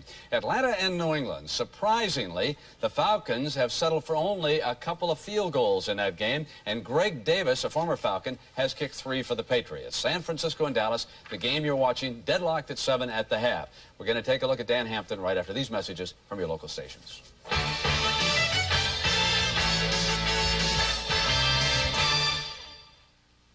A mysterious murder, a terrible lie. Millions are missing. Question is, why? Who can part the false from the true? It's Jessica Fletcher. Waiting for you. Murder, She Wrote. Then, a murder investigation is never easy. What's the big secret, Anne? Especially when love is involved. I do trust you. A case of corruption. The police are the suspects. Crooked cops and a straight arrow DA in a deadly affair. Dennis Quaid, Ellen Barkin, and Roseanne's John Goodman. The Big Easy. Tonight. This is CBS.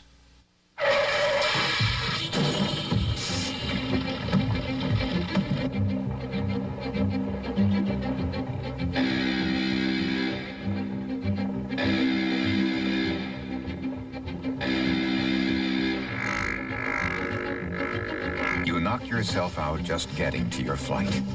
That's why at Alaska Airlines, we figured the least we can do is treat you well once you finally get here.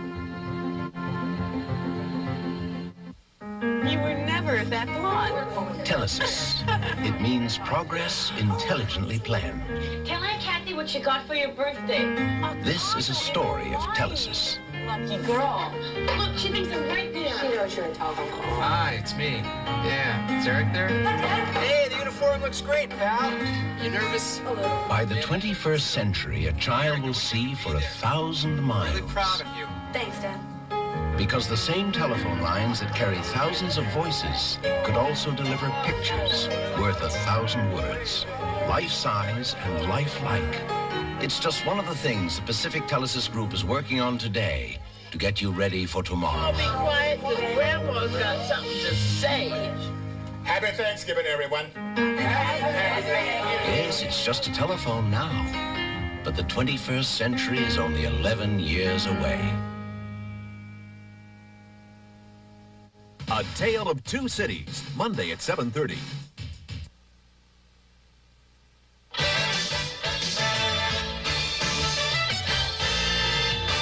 Welcome back to our New York studio. You know, the Chicago Bears remain a force in the NFL this year, but their strength has been diminished by the loss a couple weeks ago of their heart and soul, Dan Hampton. He suffered yet another knee injury. And Leslie Visser takes a look at the all-pro tackle and the terrible toll that the game has taken on his body.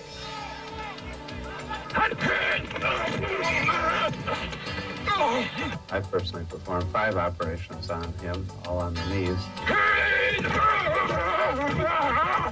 At that time, he had torn the cartilage on the inside of his knee, and he'd also torn a tendon called the popliteus tendon on the outside of his knee.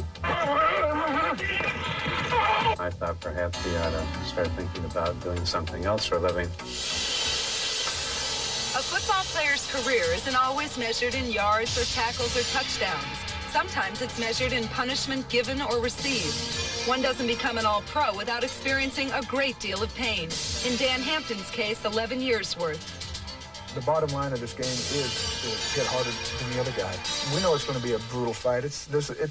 Someone said it's a contact sport. It's not. It's a collision sport. And there's going to be injuries. There's going to be a lot of pain involved with it. Just how much pain? In the 1980s, Hampton has averaged 1 knee operation per year, and each procedure has been followed by grueling months of painful rehabilitation. Throughout this lonely process, Hampton developed a unique attitude that has helped him cope. Pain is my friend. I've been able to deal with it because I want to play. Otherwise, you know, I'd be out of the league. Now, faced with the choice, I'd rather play with the pain and still be playing. No one doubts his motivation, but the price he's been willing to pay could cost him for the rest of his life. My doctor says that if I play again and tear it up again, then I may have a real hard time walking when I'm 40. I didn't feel like telling him I have a real hard time walking now when I'm 32. In the final year of his contract and perhaps his career, Hampton has no regrets. I've seen a lot of players play this game, great players. Dick Butkus, Mike Ditka. Was it worth it? I think so, Brent. I mean, people have 8, 9, 10 operations, but they don't really understand that if you love doing something, how could you just give it up real easy? You know, Dick, I read this week that Dan Hampton had retired. No, right. There was a report that he did retire, and Dan gave me the word last night that it's not true. Now, 2/3, it's a sad fact that 2/3 of all former players have permanent disabilities, but Dan is not going to give up easily, I'm telling you. He wants to play. Dick, I want to remind everybody that we've got a college football doubleheader next Saturday on CBS. We're going to start off at noon with a battle of the unbeatens of the Southeastern Conference. We'll take you to Birmingham, Tennessee, and Alabama. Then we'll switch up to South Bend, and that's always one of the classics. The University of Southern California against the Fighting Irish of Notre Dame. Irv, I want to show everybody a young running back out of Texas A&I by the name of Johnny Bailey. With this run, he broke Tony Dorsett's 13-year career rushing record of 6,082 yards. What about his pro potential? potential. He's a pretty exciting back, Brady. He's only 5'8", 178 pounds, but he's projected to be a late first-round pick, an early second-round pick. He came out of the same conference that Wilbur Montgomery came from Philadelphia. All right, let's send you back to the stadium and the game you're enjoying here on CBS. If you follow the travails of the San Francisco 49ers, this is their history thus far this year. They have not been outstanding in the first half, and again today, they are tied with the Cowboys 7-7. Welcome back to Texas Stadium, everybody. I'm Tim Brand, along with Big Dan Jiggets, and it's not really been a surprising half, other than the Cowboys have hung tough. They've hung tough, but the key, though, for the 49ers is if they had Joe Montana like they usually do, you know that they own the second half. Today with Steve Young, it's going to be a real test for the 49ers. The Cowboys are desperate for a win down here. Both quarterbacks have looked very good today on both sides of the field, but let's show you how the team scored. It was scoreless after the first quarter, then this was in the second quarter. Steve Young finds Brent Jones, the tight end, number 84, streaking downfield. He beats Jack Del Rio on the zone coverage, running a seam route, just gets in behind him, makes a nice reception, and tumbles on into the end zone. You know, every time you run against that zone, the tight ends are going to run the seams on you. A running into the kicker penalty against Dallas kept that drive alive, and then the Cowboys came back just before the half with 21 seconds remaining on this pass. Steve Walsh gets some good time from his offensive line, looks downfield and finds Kelvin Martin for about 32 yards. He beats Tom Homo and Johnny Jackson on the play. There was a question as to whether or not it was a penalty and a catch on this. It was reviewed and ruled a touchdown. All right, that made it 7-7. Let's take you now and show you some of the statistics. They will better tell the story of the first half between the Cowboys and the 49ers. You see San Francisco with a very, very big edge in terms of rushing the football. Still not great, though, for the 49ers and what you're used to seeing out of them with Roger Craig. Dallas is suffering without Herschel Walker. Young had almost 50 yards of that rushing for the 49ers. Both quarterbacks, as we mentioned, are hot. 10 for 13 for Young, 11 for 13 for Walsh. I think that the thing is you're seeing a young Steve Walsh doing quite well for himself in his second start. And what's been very impressive as you look all the way to the right-hand corner of that statistic is Walsh has not thrown an interception. So that's the story here at Texas Stadium. CBS Sports coverage of NFL football will continue after this message and a word from your local station. The world thirsts for a car that is economical, yet fully equipped, basic, yet polished, practical, yet inspiring. Some may think such a car is only a mirage. It is the award-winning Mitsubishi Mirage. Buy the special edition Mirage EXE and get air conditioning and AM/FM stereo cassette at no extra charge. Save over $1,000.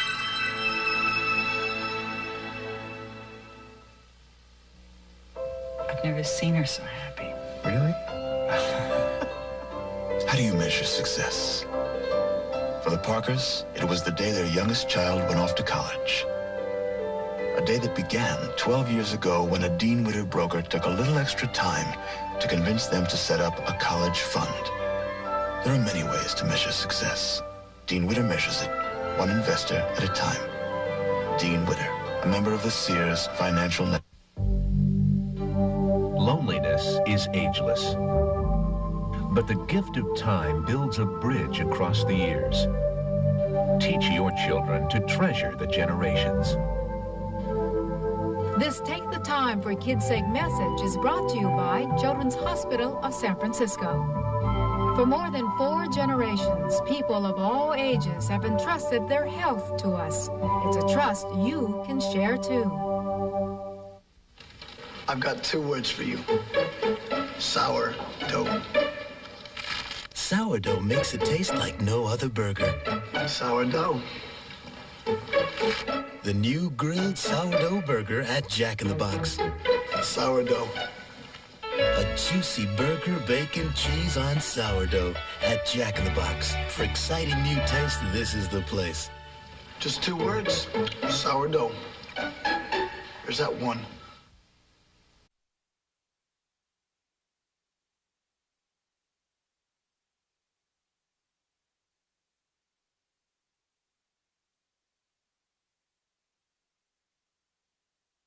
Exciting new taste, this is the place. Just 2 words. Sourdough. There's that one. CBS Sports coverage of the National Football League is sponsored by the new generation of Oldsmobile. Step into the future now at your Oldsmobile dealer. Federal Express, the best way to ship it over there. And by Castrol, engineered for today's smaller cars. The big D in Dallas today means something else. Defense. Cowboys have held the 49ers to 7 points in the first half and were deadlocked at a touchdown apiece. I want to show you some interesting numbers, though, as we start the second half. Don't be fooled by the present score, because what's taken place thus far this year is Dallas has been shut out in the third period. Look at that. The big goose egg. 61 total points, none in the third period. Meanwhile, San Francisco has been red hot in the third period and has scored 66 points in the fourth. And so it's been a second half team. They've been outscored everywhere else in every other quarter but the fourth, 66 points. But again, keep in mind, that's when Joe Montana has been starting at quarterback. Steve Young will get his chance to prove the 49er legend true today. So Mike Kofer will kick off for San Francisco. And it'll be Dixon and Shepard deep for the Cowboys. High kick. It'll be taken by Dixon at the 2. Out to the 34-yard line, and once again a flag flies. Tackle was made by Johnny Jackson. Dixon on the return from the 2. 22-yard return. We'll wait to see what the penalty is. Number 40, Johnny Jackson, and on the stop for the 49ers. First half statistics. So after Ben Dreith talks to Don Wedge, the back judge, they'll move it back. It's against Dallas. Number 50 on a receiving team. That's a 10-yard penalty, and it's first down. Number 50 is Steve Hendrickson, who's carried several numbers over the last couple of weeks. And as a matter of fact, he was originally drafted by the San Francisco 49ers, and you figure he wants to get a couple of shots in on his old teammates. May have been a little aggressive on that one. Hendrickson wore number 99 last week. David Howard came in the trade. He now has 99, and Hendrickson gets jersey number 50. Hard to hit a moving target. That happens when you're young. First down, Cowboys. First pass, second half. Walsh gets it off, throws it underneath to Irvin. And Michael Irvin breaks the tackle and carries it out to the 17. So it's a gain of 3 after a lot of work by Michael Irvin. The pressure came from Michael Carter straight up the middle.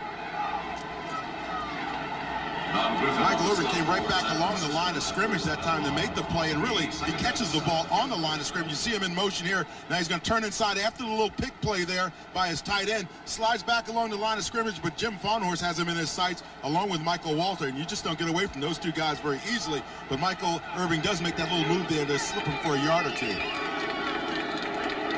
It'll be second down and 7. Dixon on the reverse. Breaks a tackle and carries it out to the 27-yard line. First down, Dallas. Tackle finally made by Jeff Fuller. Now, see, you run the reverse when you know that the backside is not staying home. Let's see what happens in this area with the outside linebackers and the defensive ends. Does Kevin Fagan stay at home? No, he goes down the line of scrimmage. When you see that happen, you say as an offense, well, maybe we can beat them on the corner there. And you see that they did indeed beat the 49ers on the corner. There's only one guy back there to make the play, and he missed it. First down and 10 now. Martin and Irvin come to the bottom of the screen.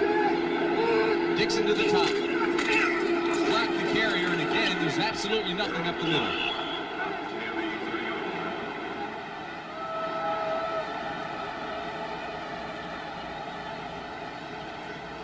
Two and A, Newton, White, Kerr, Wydell up front. And they really had a tough time trying to push and open things up for Darryl Clack. Well, you know, when you have to make adjustments, and Dave Waddell's going to get a chance to play today. He started for the Cowboys a couple of times last year. You make those changes and you change the offensive structure, what you're doing, how you're coming off the ball. All of a sudden, you got a lot of big guys up there because that's what Dallas wanted last year, big offensive linemen. It's tough to get that running game going again. 3 wideouts now with Martin in motion. On second down and 8 for Dallas. It's complete. Martin has another first down to the 44-yard line. Again, it's Fuller who makes the tackle, but Martin on the crossing route has a gain of 14. Yeah, and you have to believe that the Cowboys really did a nice job of taking off the plays that the Saints were successful against the 49ers with and going right back to them. The crossing routes up underneath, run the pick plays outside. Pick mean you get that one receiver, cross him over and take the defender off, at least make him get out of position, and then allow Kelvin Martin to come back up underneath. Jerry Jones is smiling as all the young guys now start to click. Walsh, Martin, Michael Irvin. Still trying to get Clack untracked. Game's maybe won this time. Well, it's hard for a running back to get untracked if he's not getting the blocking up front. And certainly with the Cowboys offensive front, there's some big people, all of them about 6'6", 6'7", and close to 300 pounds. That means you got to start moving some people off the line when you got that kind of size. But what the 49ers are doing is beating them with speed. Darryl Clack, 4-year veteran out of Arizona State, came into this game with just 73 yards rushing for his career. He has 12 yards today on 8 carries. It'll be 2nd down and 8, Dallas. Walsh audibilizes. Play action. Almost intercepted. Great play by Keena Turner. Oh, and he almost had an interception. It was intended for Michael Irvin. Boy, he dropped back in his zone and he spied the ball all the way Steve again. This time, Steve Walsh didn't really look off the receiver. You see Keena Turner right in the middle of your screen, number 58. See him drop back in. He says, now I got to go outside, get coverage. Makes a nice little slap there. You know, I used to play basketball with Keena Turner when he was a youngster growing up in Chicago. And he always could jump and dunk, and as a result, you can see there, he can still get up in the air even after having had the operation on his knee. Had his knee rebuilt, does not like the artificial surface. Playing well here today. Doesn't even tape it anymore. Nobody said that calf is still skinny. 3rd down and 8, there's pressure coming. Martin makes the catch. It's another Dallas 1st down.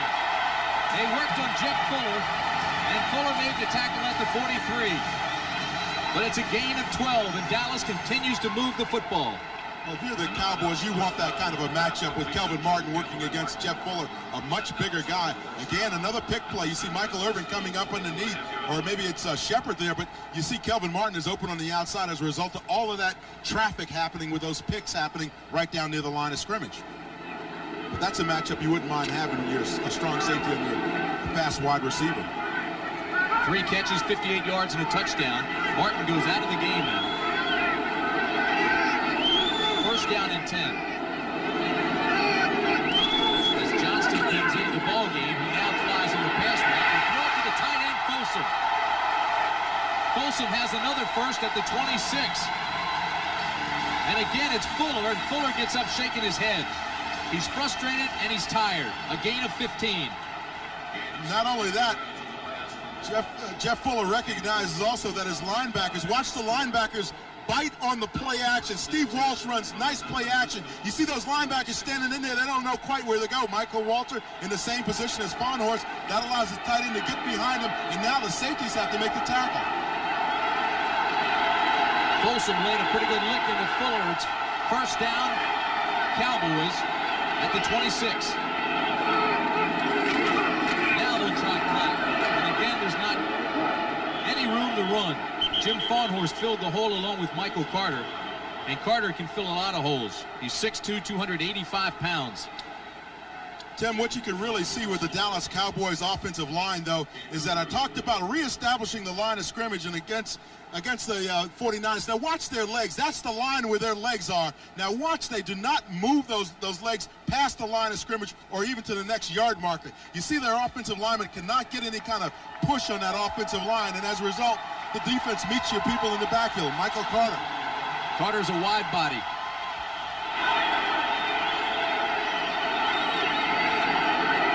Second down and call it 9. Going into the corner, Irvin's open, the pass is late. Beautiful play by Darryl Pollard. Beautiful play defensively. And it was a poor pass by Walsh. Irvin had him beaten. But the key there was Pollard had enough time and enough speed to close in on the play. We've got somebody down. It looks like Michael Irvin. Irvin's hurt. Here's the isolation on the play. Michael Irvin, see him give him that post move and then go back to the corner. Now watch Darryl Pollard closing on the play, but you're right, Tim. That's not a great defensive play. It's a great save after he was beaten, and the crowd wanted pass interference on Pollard. Meanwhile, more importantly, Michael Irvin is hurt. And he did get pushed. Boy, you hate to see that. 5 catches, 49 yards for Irvin.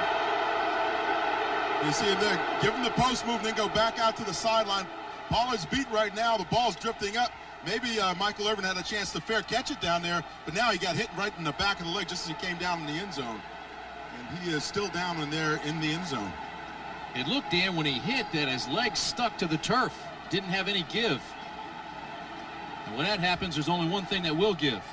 Well, that turf is very, very brittle down there in the end zone. Of course, it doesn't see a lot of action sometimes down here in Dallas, and that may be one reason why it's still very brittle down there. The weakest joint on the strongest limb on the body, and when the shoe doesn't give, the knee usually does.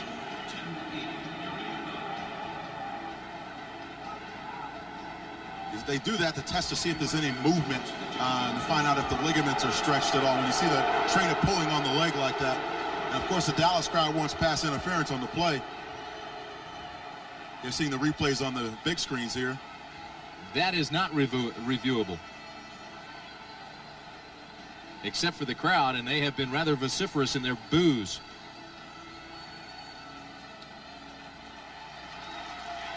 Talk about the Cowboys, though, and what they need to do to come back. And one of the things that Jimmy Johnson will continually tell you is that you have to have some patience when you have a lot of young people playing. It looks like Michael Irvin's going to be okay. The one position that Jimmy Johnson feels comfortable about is his wide receivers. This way, Mr. Starr. Life with me dad's a real scream. He needs a star vehicle, like my all-new Cutlass Supreme. It's a fab four-door that really screams.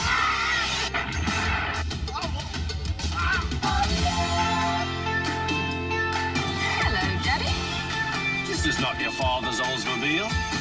This is the new generation of... How to get your package through a Mediterranean storm. Most Federal Express overseas employees are from overseas, so they not only know the local customs regulations, they know the local customs. And that helps your package sail right through. Because when delivering in Rome, it helps to be a Roman. Federal Express, the best way to ship it over here is now the best way to ship it over there. Wouldn't it be great if suddenly you were in charge of the annual swimsuit issue, deciding things like how the models pose and who gets the cover? And wouldn't it be great if the models brought beer? Really great beer, like Keystone, the fresh, cold filtered beer in a can that tastes like beer in a bottle because of Keystone's specially lined can. And wouldn't it be great if later that day you all went bowling? Introducing Keystone and Keystone Light, bottled beer taste in a can. Wouldn't that be great? Michael Irvin was hurt on this play.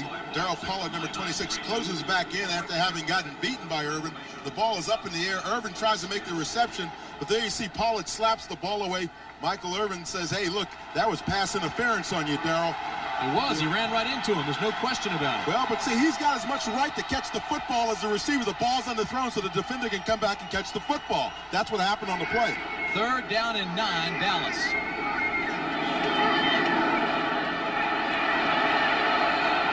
Incomplete. It was intended for Broderick Sargent.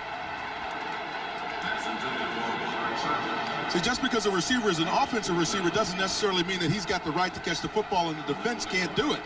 Darryl Paul at that time steps in and becomes the receiver. The ball's hung up there in the air. Broderick Sargent wishes he could have brought that one down, or he was 6'10". I'll tell you this. Shepard thought he was open in the end zone, and Kelvin Martin thought he was open as well. It's a 43-yard attempt for Roger Ruzick. And the Cowboys are threatening to take the lead with 8:35 remaining in the 3rd quarter. Mike Saxon is the holder. Ruzick's kick is blocked.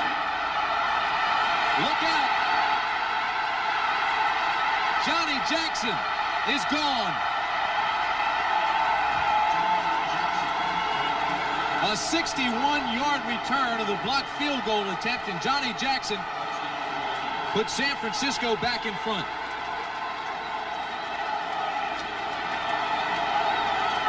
And it appeared to me like Steve Wallace, number 74, as an offensive tackle, was in on the block right up the middle of the Cowboys offensive line.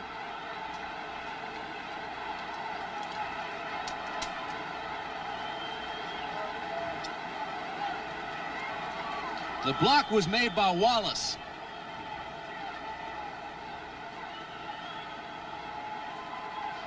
So just like that, San Francisco comes back, takes the lead, and Kofor comes on to add another point.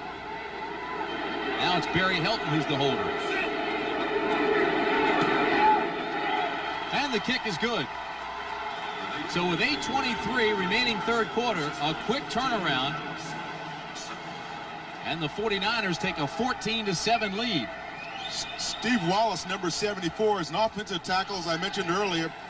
6'5", so he's got plenty of height. Comes right in the middle of that. Watch here as they collapse the Dallas front and get into the ball. The key is to get penetration and move people back. Steve Wallace gets in there, gets that big hand on it, just slaps it down like a rebound. He's rejecting a shot. And now Jackson picks the ball up and takes off. The only guy that really has a chance to catch him is Roger Ruzak. And if that happened, you can believe Jackson would never go back in the locker room for the 49ers.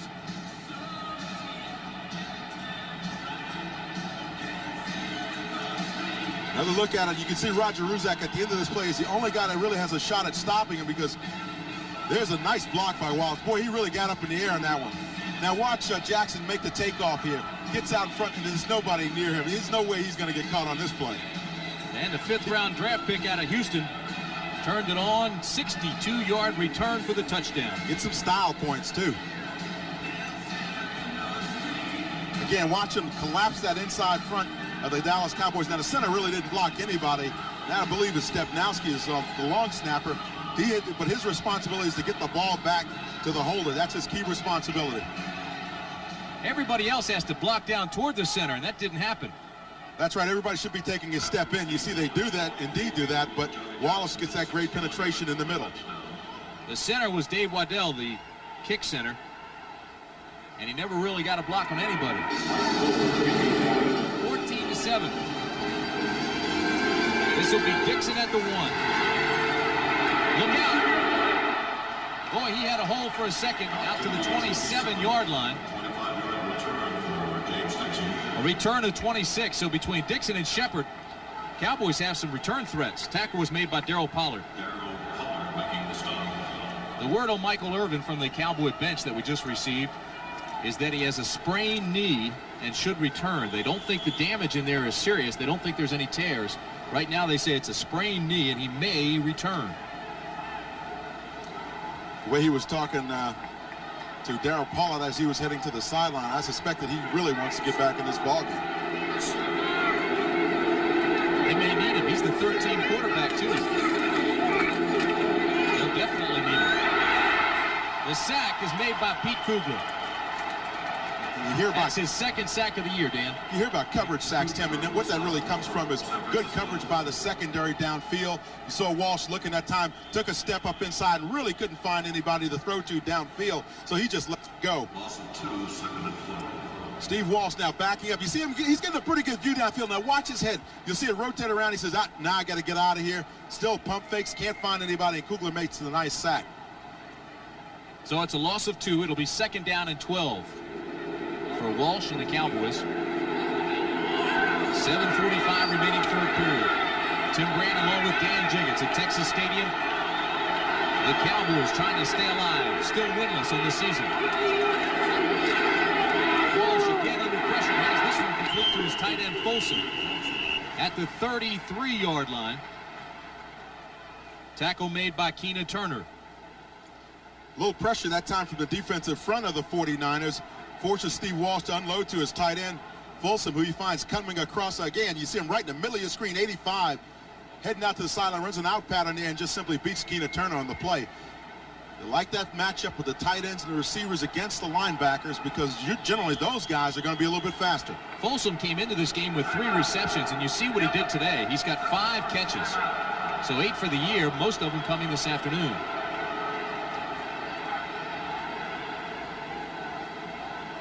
Timeout Dallas. 7:03 remaining third period. Ladies and gentlemen, please. Today's small cars are tougher than ever on oil. Their high-compression engines not only rev high, they can run hotter than regular small car engines. Their searing heat can begin to break down an oil immediately. That's why there's Castrol, the motor oil that in every grade provides maximum protection against viscosity and thermal breakdown. So use Castrol before your engine does something to get you heated up. Castrol, engineered for today's smaller cars. I tell my dad I'm buying a new car, and he'd say, "Fluffer and Fluckatage, get a sensible car. Get a comfortable car. Dog, get a gorgeous car. Get a reasonably priced car." Do I did! A Cutlass Sierra. Great when you buy it, drive it, trade it. What more can a family want? That's all, folks. Now get up to a $1,600 cash bonus on a 1990 Cutlass Sierra. See your Olds dealer today. You're looking sharp, you're looking good, you've come so far, and we know how to make the most of who you are. Where the race is run, you're the champion. Gillette, The Gillette Atra Plus system and Gillette Foamy Shave Cream, together the best a man can get. She says it's rape. Now she has to prove it. She wanted it. She asked for it. She got it. Why don't you leave her alone? When He's Not a Stranger, Tuesday. If you like college football, you'll like CBS next Saturday. A blockbuster doubleheader starting with Tennessee against Alabama, both teams unbeaten. Then the second game of the doubleheader, 10th-ranked Southern Cal against top-ranked Notre Dame. That's all next week here on CBS. Don't miss it. Third down and 4 for Walsh. Backside pressure, throws this one complete. The tackle is broken by Shepard. He's got a first down up to the 47-yard line. Derek Shepard, a great addition to this Cowboy team, a gain of 15. Again, the Cowboys running some picks down on the line of scrimmage. Two receivers out there to that side.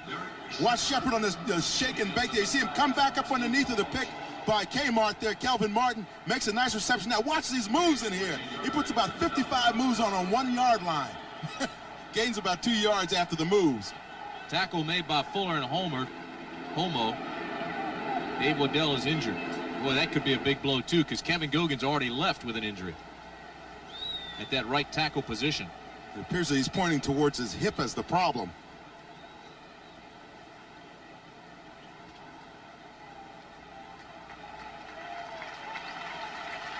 Look at this, Dan. Everything they're throwing is, well, pretty much short. Well, the thing that they've been effective on is that the play like we just saw with Shepard, throwing the ball after the pick play and allowing the receiver to run with it the rest of the way. So it may only be 10 to 19 yards, but then the receiver makes the best out of a tough situation by running well with the football. 15 under 20 yards. Michael Irvin back in the ball game. He comes to a wideout position. And Steve Walsh now has one of his big weapons. That's Irvin at the bottom of your screen right there. First down, Dallas. Has his first goal of the day. And breaks it big to the 35. Darryl Clack.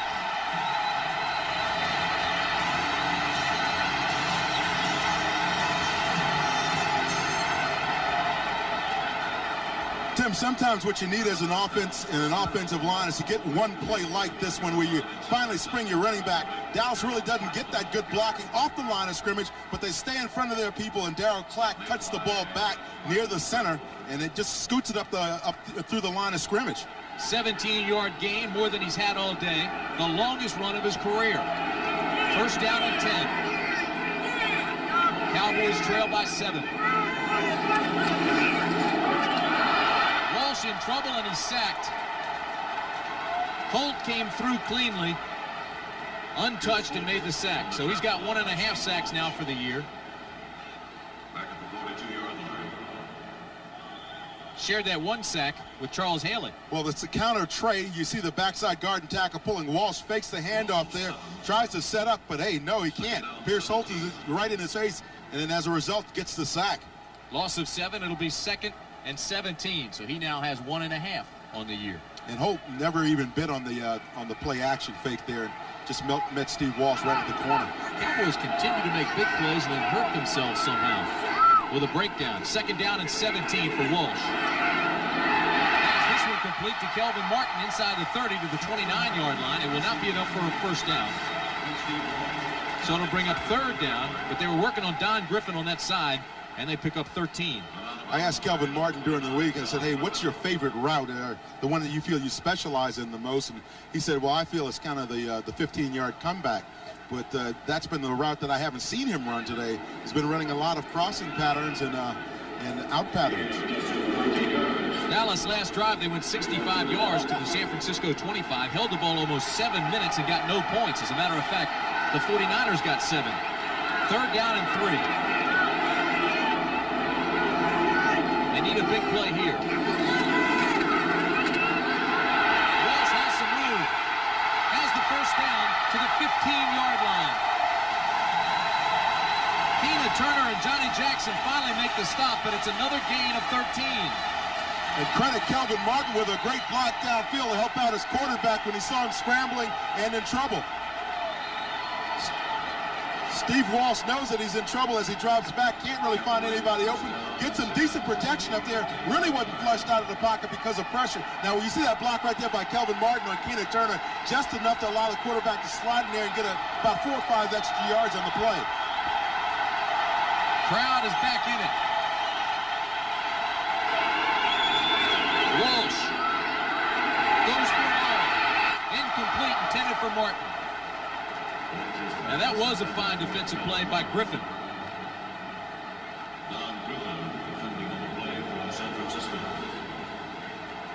Don Griffin made a close play last week, and again, he makes another one here. It's going to be coming from the right side of your screen. That's where Kelvin Martin is running the go pattern. Steve Walsh lays it out there very nicely for him.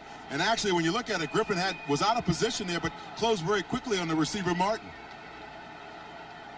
It'll be 2nd down and 10 as you look at Don Griffin. 4:24 remaining in the 3rd period, but look at the time of possession. The San Francisco offense has not had the football, but they are the only ones to score. Walsh inside the 5 to the 3. Michael Irvin. There's a flag.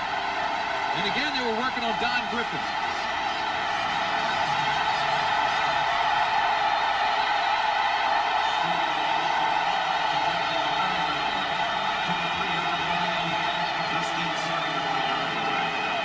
Six catches, 61 yards for that man, Michael Irvin.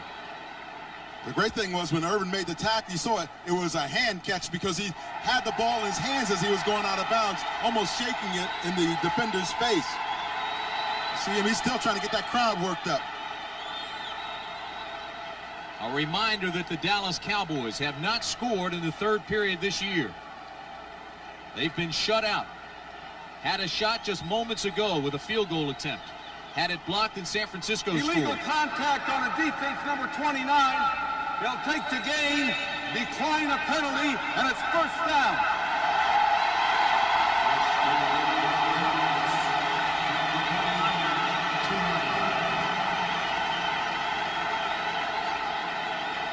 It was called on Griffin. So the big game by Irvin sets up 1st and goal at the 2. Thornton Chandler comes in at tight end for Dallas. Steve Folsom stays in. It's a 2 tight end system. Johnston and Clack will be in the backfield.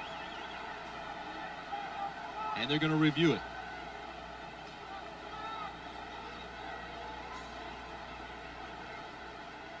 One way or the other, Dallas gets the ball down here. Either you take the penalty. If they say that Michael Irvin was indeed out of bounds, then you still get the ball based on the penalty play. But play stands the way it was called on the field. That's a first down. Ben Dry sounded a little incensed that somebody upstairs might even be questioning his calls down there. Walsh is now 19 of 25 for 226 yards and a touchdown. The Cowboys trying to get their first points of the year in the 3rd period right here. 1st and goal from the 2.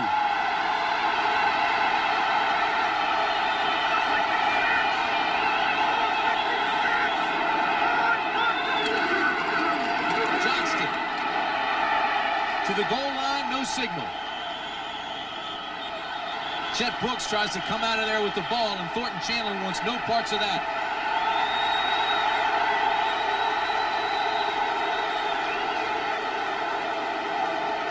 The only thing Chet Brooks was going to get out of that play was some exercise. He tried to run that one back. It'll be second down and goal from inside the 1. Now let's see if those Cowboys can get those helmets down and move some people off the offensive line. Nate Newton there blocking against Michael Carter, who ends up making the tackle. But the key there is Newton gave his running back enough of an opportunity to squeeze it into the end zone, or near the end zone. They need a foot.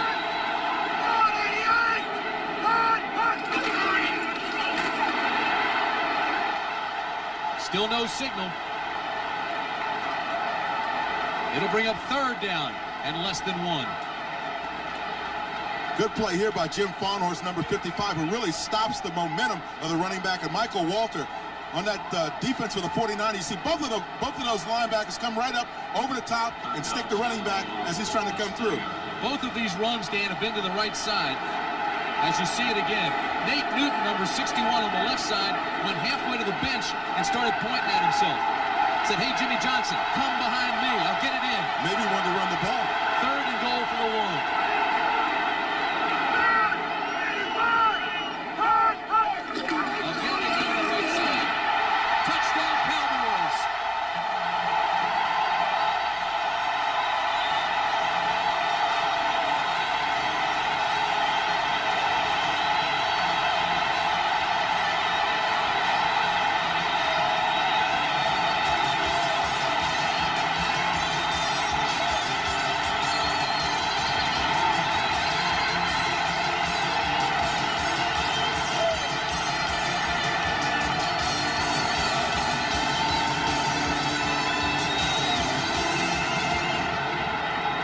Black's 1-yarder sets up Roger Lusik's extra point attempt. Losing the extra point try. And it's good.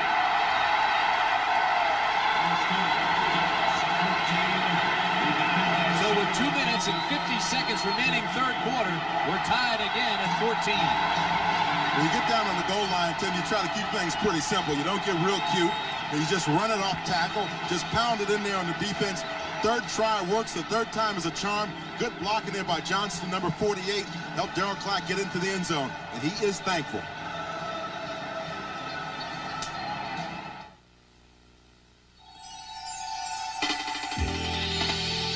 This isn't an ad for a tropical vacation.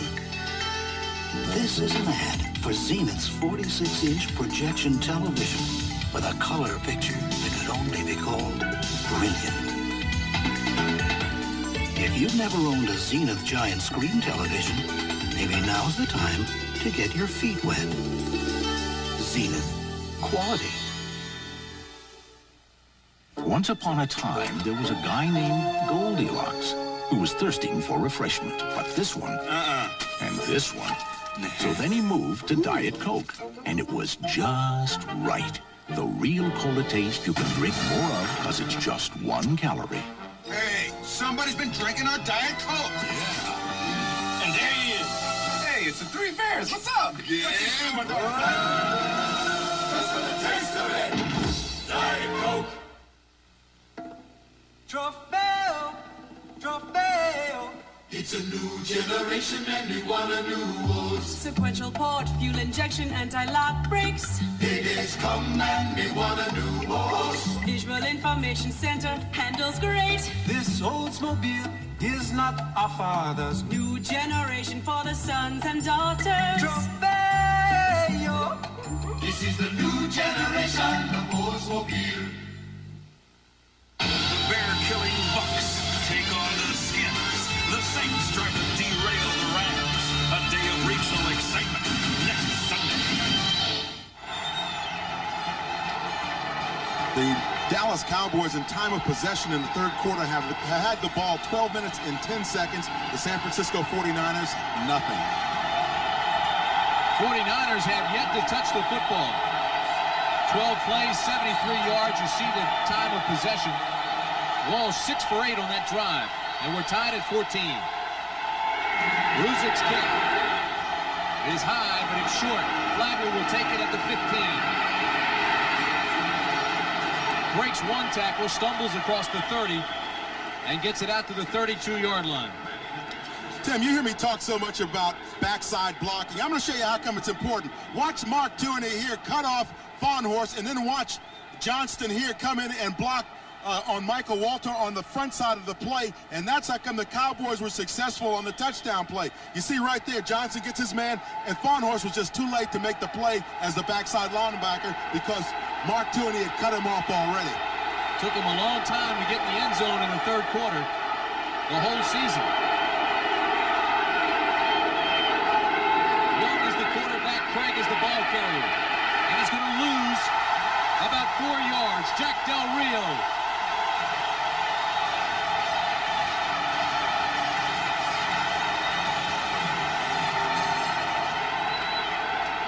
You got to block those outside linebackers. Jack Del Rio, number 55, will be out of frame here for a second, but you'll see him come back into frame very quickly. Those linemen up front, the tight ends, have got to block those outside linebackers if Roger Craig is to be effective hitting the corner. There's no other way to do it. Great penetration by Too Tall Jones. A loss of 3. It'll be 2nd and 13.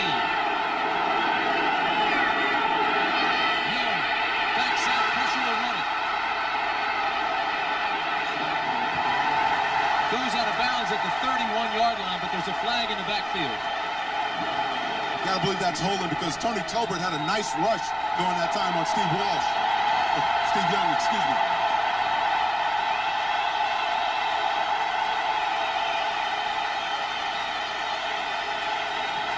It's against the 49ers. And there's another first in this game. First crowd noise Dallas has really heard all year.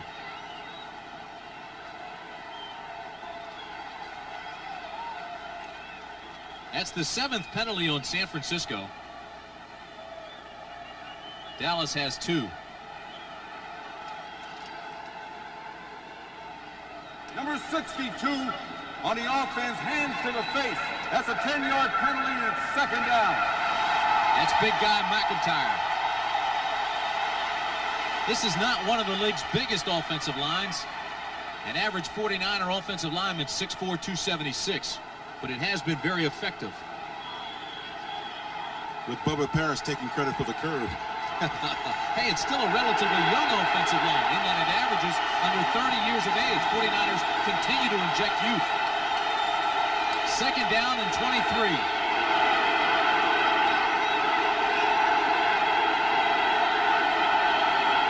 Young, quick drop, overthrows the intended receiver, and that's Jerry Rice.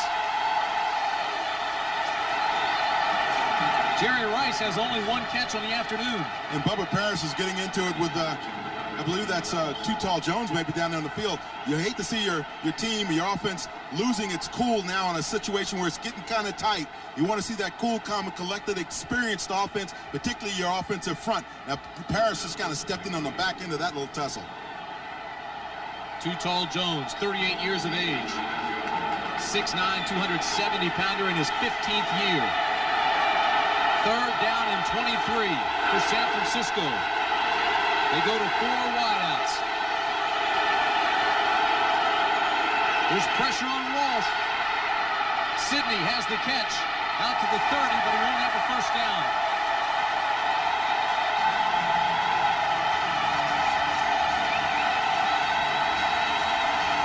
Emerson Walls made the tackle.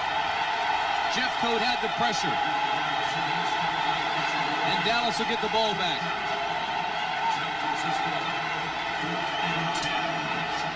Jim Jeffcoat was bringing it, and Steve Young knew it. Said, I got to get rid of this football. Good pass rush by Jeffcoat that time.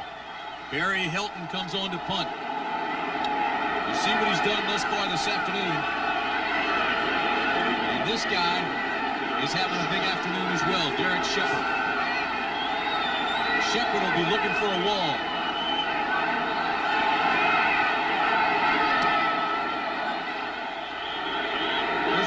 There's going to be no play, and it's going to be delay game, I believe, against San Francisco. It is. They'll move him back even further. 5 yards, 4th down. Tim, I don't care who you're playing. If the Dallas Cowboys haven't won the game all season, they're 0-5. You cannot lose your cool and allow the game to get away from you. You're the 49ers. You've gotten kind of used to winning games in the last couple of minutes this season. They've done it, I think, in 4 out of 5 games they played this year. But you've got to stay on top of the situation, because if you let a team as young as the Cowboys get that emotional lift in the fourth quarter, you're going to be in a lot of trouble down here. It's still early. 23 seconds remain, third period. Helton will try to punt it again.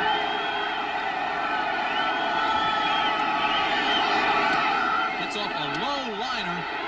That'll hit at the 40, get a Cowboy bounce. Now it goes the other way and will roll all the way down to the 34-yard line. Mark it at the 33. So a 46-yard punt after a crazy bounce. And the Cowboy offense comes back on the field. It's 14-14. We'll be back. Looks to be a McBiscuit morning, hiding under those cloudy skies.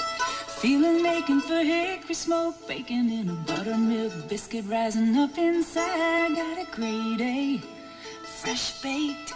Hickory smoke, hunger for just one taste. The one and only taste of McDonald's bacon, egg, and cheese biscuit. Gonna be a McBiscuit morning from McDonald's. Liberty Mutual presents the automobile accident that never happened, because we continually work to prevent auto accidents and injuries. In helping to pioneer safety belts, Liberty Mutual Insurance helped make driving safer for everyone. Caring for people is why America believes in liberty. Almost home. America believes in liberty. Liberty Mutual Insurance. As Halloween approached, the Phantom of the Fridge struck again. My secretary, Susie, was waiting. Waiting. The Phantom stole the beer. Coors Light? Not now, thanks. I'm driving. Any clues? Aisle 4. A high-heeled shoe, a black cape, the Phantom? Catcher! Enter the Coors Light $100,000 Phantom of the Fridge sweepstakes. Look for clues at this Halloween display and get your Coors Light before the Phantom does.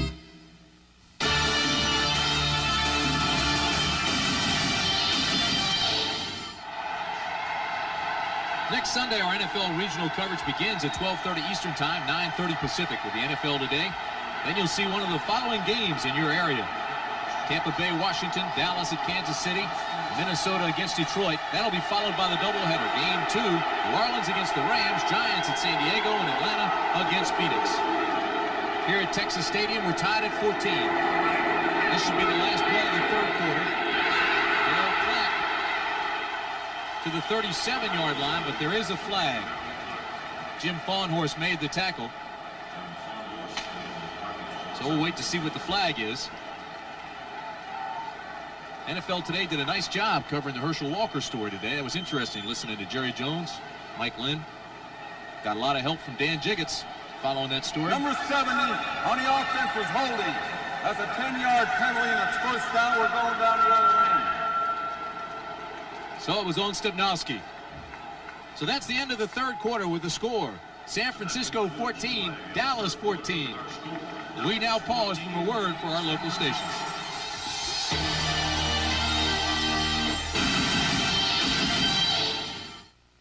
This is CBS. Every day, people make a little more sense of a complicated world with the national edition of the New York Times. Greg, it's here.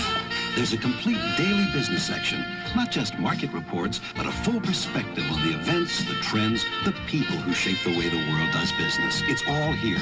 World and national news, it's here. The surprising living arts section and business day. The New York Times. It adds life to your life. Now get the New York Times delivered for half price, just $1.25 a week. Faster than a Ricky Henderson stolen base. More powerful than a Kevin Mitchell home run. Able to win almost 200 games in a single season. It's Champions by the Bay, the official home video of both the Giants and the A's on one video cassette. Come to Safeway now to reserve your copy and save $2 off the $14.95 price by purchasing a voucher before December 1st. Get 2 super teams on one videotape, only at Safeway. What's your first priority? Miss Crowley. Well, I'm assuming there's product in the pipeline, so... Assuming, Miss Crowley. Unfortunately, assuming doesn't feed the bulldog. The top business schools prepare you for every eventuality you will ever encounter in the business world. Except one, business travel. We've got that one covered. United. Come fly the friendly How skies. can Miss Crowley's 3-person sales force stay on top of her far-flung enterprise? For Spacious Skies, starting Monday at 6. CBS Sports coverage of the National Football League is sponsored by Coors Light. Pure brewed in the Rockies, the Silver Bullet won't slow you down. It's the right beer now. U.S. Navy, you are tomorrow. You are the Navy. And by today's Chevrolet truck, nobody's winning like the heartbeat of America.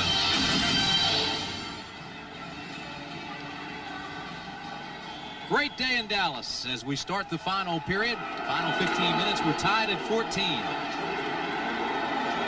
Cowboys got their first score of the third period this year. First downs in the second half. Dallas has 9. San Francisco has none. First down and 20 after that penalty. It's 22. Walsh, quick drop, hits Michael Irvin, who drops the football. And he limps. Right now, let's take you back to New York. Here's Brent Musburger. Brent? Tim, here's one that was not dropped, and it's spectacular for the Redskins. Mark Rippon, 29 yards. Ricky Sanders has got it, and the Skins lead for the first time. The Giants and the Skins into the fourth quarter. Back to Tim. Wow, what a catch. 14:57 remaining in the ball game here. We're deadlocked at 14. Dallas, second down now and 20. They need a bundle. Walsh has pressure from Haley, throws it across the middle. It's intercepted. Tommy Homo down to the 21-yard line. A return of 25 yards by Homo. That's what you call a rookie mistake by a quarterback, a young quarterback, throwing into coverage. He ought to give half that interception to Haley, who came on the pressure. Haley does indeed come in on the pressure, watching the left side of your screen. But Walsh, you can see the defenders closing right in. There's 3 guys closing in on your receiver right there. And the last guy is Tom Homo, number 46. Folsom was the receiver, 85, the tight end, who comes back in and finally makes the tackle on the play. It was intended for Steve Folsom.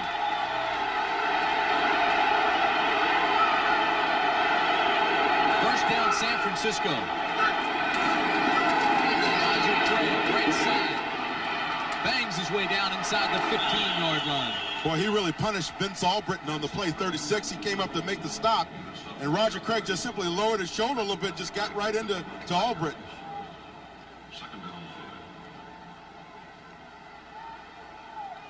Roger Craig running along that right side of the offensive line, comes outside. Good blocking there by Rathman. You see him cutting a couple of people down. Tolbert tries to make the stop, but hey, look, Roger Craig just lowers that shoulder, just drives into the defender to get a couple extra yards.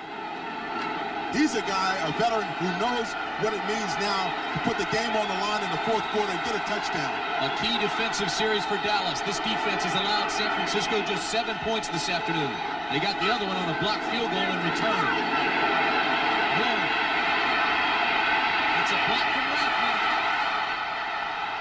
Inside the 10 to the 8-yard line. Tolbert and Lockhart make the tackle, but Rathman helped that play work. Steve Young is almost like a wishbone when you have a quarterback like him down there. Watch him on the rollout of the bootleg. He's going to be escorted by Tom Rathman, who's trying to slide out and get into the pass pattern, but says, no, I'm going to stay with Steve Walsh. Steve Young. Now, you saw him right there throw the block on Jack Del Rio, number 55, and that allowed Young to spring up underneath. Explain the hit in the back now. That was legal. Yes, well, he's blocking. If the linebacker turns his back to you, you can push him all the way in the back then. It's not blocking in the back. As long as you make contact, you're trying to make contact in the front. 49ers have their first down of the second half. Roger Craig hit immediately by Everson Walls. Fine close on the corner by the 9-year veteran Walls. Nice run support that time by Everson. We were talking to him the other day about how he likes to do that casual walk away when he's near the receiver. He says he's trying to disguise what he's doing defensively, but also it's very important to look very cool when you do it. Big basketball fan. Loves the Lakers. Second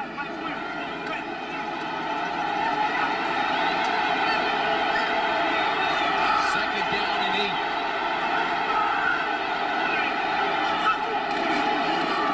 Ravens hit immediately by Bill Bates.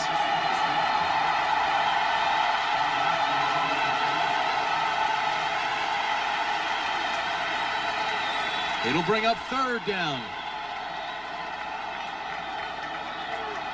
Bates came in on the blitz. Right, you see him working his way up to the line of scrimmage right there, number 40. Watch him come in on the blitz and make the play. Nobody is there to block it because the offensive linemen are assigned.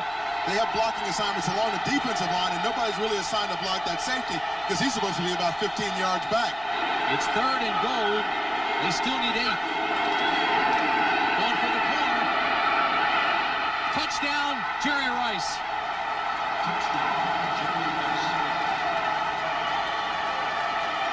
His 59th career touchdown.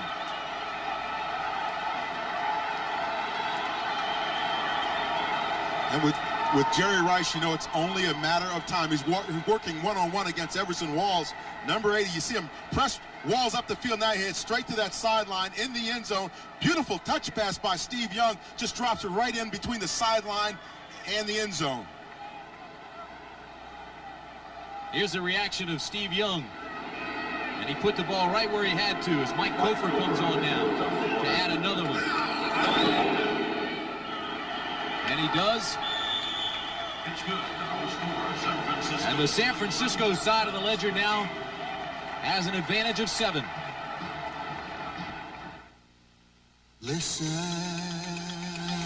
Seems like only yesterday you were single, sweating through your engineering finals and driving hot cars. Today, you got a new baby, a new home, your first real job, and you're driving a Chevy Corsica. Just because you got a family doesn't mean you got to settle down. The heartbeat of America. The cars more Americans depend on. That's today's Chevrolet.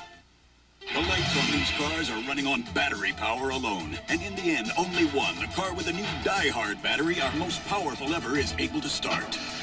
Great low prices every day, Die-Hard power. That's your money's worth and a whole lot more.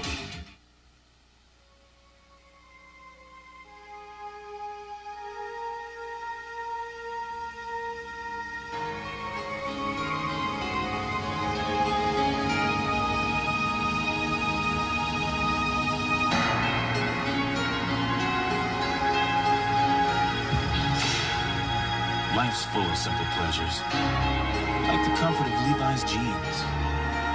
Or had you forgotten? This NFL game summary is sponsored by Levi's 505 jeans, the zipper fly jeans with a traditional Levi's fit. As you look at these numbers, Dallas has dominated the second half, but 2 critical mistakes. There was a blocked field goal, returned for a touchdown, and then Walsh threw an interception to Homo, and that set up the touchdown to Rice. Rice, by the way, has only 2 catches, but one of them was that 8-yard touchdown. As you see the score with 11:39 remaining in the ballgame. Tim Brandt, Dan Jiggets, and Dan, you made an excellent point. Early in the ballgame, you said that San Francisco usually just plays to the level of competition it's against. But in the second half, they really know how to turn things around. They did it defensively by blocking the field goals, as you said. And then, again, coming back with the interception by Tom Homo, which really set up that touchdown we just saw. But the key here now is to understand the fact that the Cowboys are still not out of this thing. Young team can come back in the fourth quarter. Kofer's kick will be taken by Shepard at the 9. Out to the 26-yard line. That's where the offense will have it for Dallas. Wesley Walls made the tackle for San Francisco.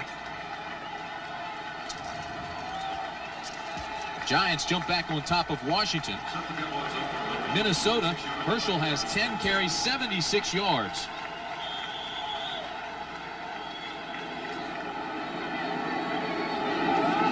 Meanwhile, it's first down and 10. with 11:30 remaining in the ball game, and Dallas now has to generate an offense. It's going to be interesting to see how this young team does respond. Exactly. This is the time now where you can really challenge yourself as a young offense. So if you're the Cowboys, now's the time when you mature a little bit against somebody like the 49ers. Thus far this afternoon, they have come back after adversity. Again, is pressure. Walsh escapes, throws it to Clark across midfield, breaks a tackle, breaks two, down to the 30.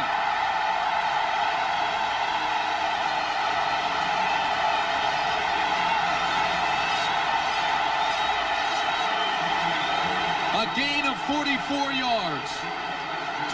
Just mention the fact that there's a young Cowboy team that can come back in the fourth quarter. I think they're learning some things about themselves.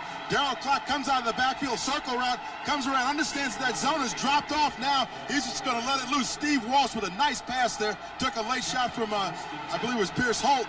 Walsh unleashes the ball downfield to Darryl Clark. Now watch this run here. Good move to get past Chet Brooks. I guess we're not going to get to see that, but he made a good one. First down, Clark after a big carry. Gets across the 30, so just makes a yard before Chet Brooks makes the tackle. Right now, let's take you to New York. Brent Musburger has this update. Brent? Tim, you've got a fine one going there. So too do the Giants and the Skins. Here's how the Giants regained the lead. You reported it. Sims to Bavaro. 11 minutes to go in the Meadowlands. Now let's go back to Tim. Brent, that is such a key game, as you know, and have said all afternoon for Washington. More so, I think, the urgency for Washington than the Giants. And even think what Philadelphia's thinking now. They said, hey, if those guys win, then we may be right back in the mix. Second down and 10 for Walsh and the Cowboys. San Francisco loads up. Tom Homo comes in as the nickelback. Walsh rolls right, throws deep. Intended for Kelvin Martin, incomplete. And he had come free past Jeff Fuller.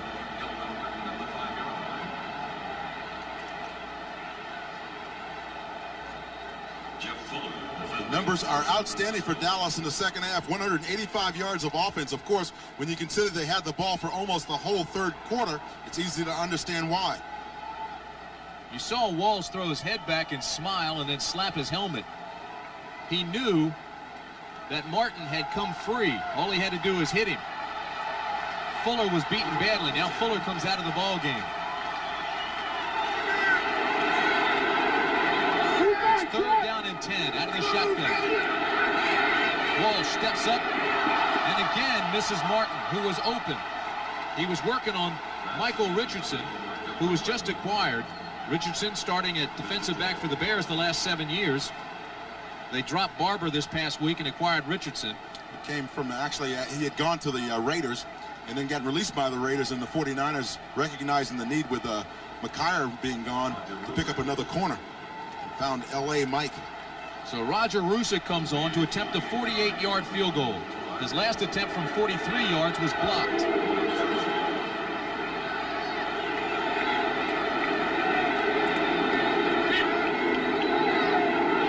Good snap, good hold. Gets the kickoff. It's long enough, but it's off to the right. And so despite all the time of possession, despite all the big plays for the Cowboys, they come away once again without any points. Scores from other games being played this afternoon.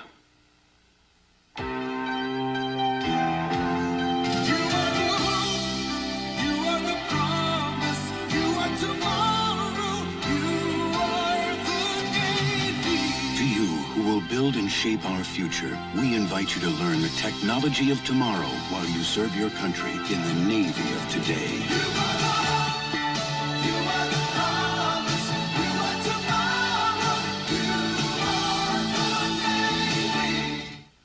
Getting to know. In the 80s, Honda became known for its reliable, feature-filled cars. You ready, Dad? I love this car. But today, the 90s begin with the new Geo Prism. The quality sedan with 16-valve performance, Prism is designed for years of carefree driving, with more of the features and little extras that make life easier. So you know you'll be friends for a long time. Get to know the new Geo Prism at your Chevrolet Geo dealers. Getting to know you. Too many people think a spark plug's a spark plug. Well, all spark plugs aren't alike.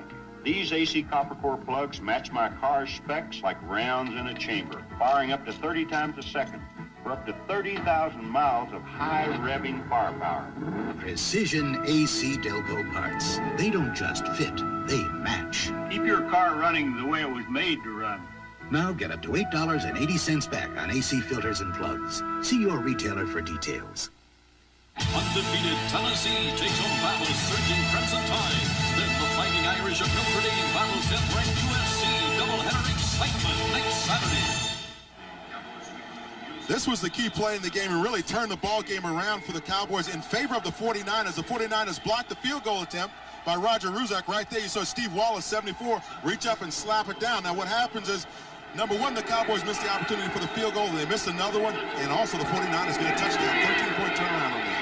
Young on first down goes to Rathman, intercepted by Dallas. Jack Del Rio has the interception, and the Cowboys get it back.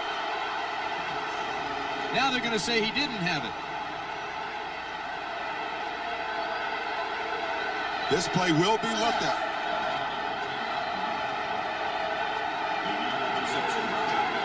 Replay, watch number 55, Del Rio. He's on the right side of your screen. You see Young bouncing back. The ball is tipped right there. And now does Del Rio catch the ball or does he trap it? Boy, it looks like it was laying right down. Catch. It looks like it was laying on the carpet a little bit before he could scoop it up.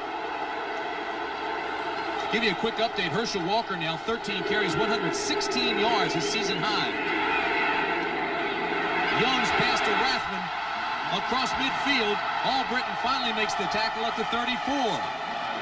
Danny Hendricks was there as well.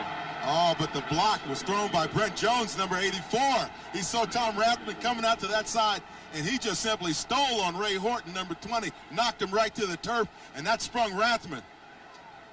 Jimmy Johnson's still hot about the interception. He thought Del Rio had it. Too late for that now, though, because watch this. You see Young on the little fake there, and he rolls out, throws to Rathman. Now watch Brent Jones right there. Knocks the defender down. That springs Rathman on the run. A gain of 36. The fifth catch of the game for Rathman. It's first down. 49ers. This is Craig. It's a couple of tough yards. Jim Jeffcoat was there first. Good defense that time by the Cowboys. Kind of strung that play out to the sideline, stopped it up, didn't allow the 49ers to turn the corner, bringing the ball back in and make the tackle. The Cowboy defense has played well all afternoon. They really have. They played inspired football, and I think that anybody that's watching a young team trying to build themselves back up has to be inspired by their play this afternoon. Cowboys ranked last in the NFC defensively against the run, and yet they've held Roger Craig to 36 yards in 13 carries. It's second down and 8. Here's Craig again. Gets a block on the corner this time. And is close to a first down. It looks like the mark will give it to him.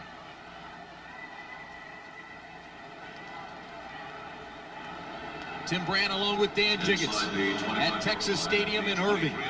The Dallas Cowboys still looking for their first win of the year, while the San Francisco 49ers are trying to keep things rolling in the West. They're 4-1, trying to go to 5-1. The situation in the NFC West, the Rams are unbeaten.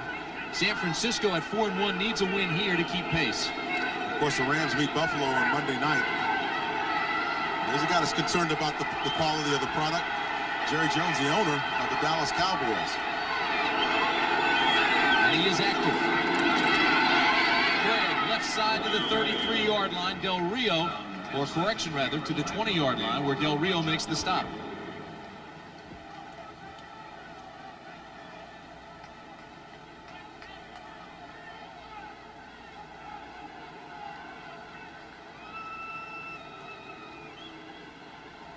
Jerry's trying to get that crowd excited again.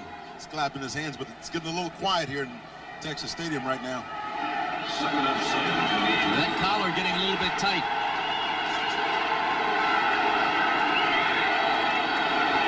Second down and 7. Roger Craig right side to the 16-yard line. Ed Too Tall Jones and Ray Horton will get credit for the stop. I want to tell you something, though. Tom Rathman threw another great block there for his running back, Roger Craig. When you start talking about what backs are supposed to do, going to their assignments, Tom Rathman is a guy that does. I say he's like a throwback. Guy that reminds me of Bill Brown. He used to play for the Vikings. We saw a special on him last week. Same kind of player as Tom Rathman here. Tom's going to come out. Now watch this block he's going to throw on Shannon, number 94, right at the line of scrimmage. Just simply takes him right off of his feet. That's all Roger Craig can ask for out of his fullback. When you lead up in there, Roger Craig used to do it for Wendell Tyler, and now Tom Rathman is doing it for him. He and Brown kind of look alike with those crew cuts, don't they? They do. So you have to be a tough guy to wear a crew cut. Rathman comes out of the ball game. Tells he wanted to be a coach back at Nebraska, his alma mater, when he gets the chance. With Dr. Tom Osborne, who does a fantastic job with the Cornhuskers out in Lincoln. It's a pretty part of the country. Timeout, San Francisco. Went out and bought himself some cowboy boots when he was here yesterday. We were chasing him down, trying to get him into a meeting, and he was out buying a couple of pairs of boots. He likes horses, doesn't have any. I remember doing a couple of his games when he was at Nebraska, and I made the comment that a couple of his teammates, especially Shane Swanson, rode to school on a horse until they got to high school. Rathman says a lot of my teammates did that. Hey, next Saturday, we want to remind you once again that it will be a blockbuster. Tennessee is unbeaten, and they'll be going against the Crimson Tide of Alabama. Now, the Volunteers had yesterday off to rest, recover from injuries, while the Alabama Crimson Tide struggled a little bit, but got the win, and they're both unbeaten. That begins at 12 o'clock Eastern time. I'll be there along with Brent Musburger. We'll have that game for you. And then later in the afternoon, we'll take you out west, where Southern Cal will play Notre Dame. That begins at 3:30 Eastern. Of course, Notre Dame again yesterday struggled a little bit early against Air Force, but they got the win, and this guy... He's not struggling. Tim, I like... That's Alabama, is it? How do you say that again? The Alabama Crimson Tide.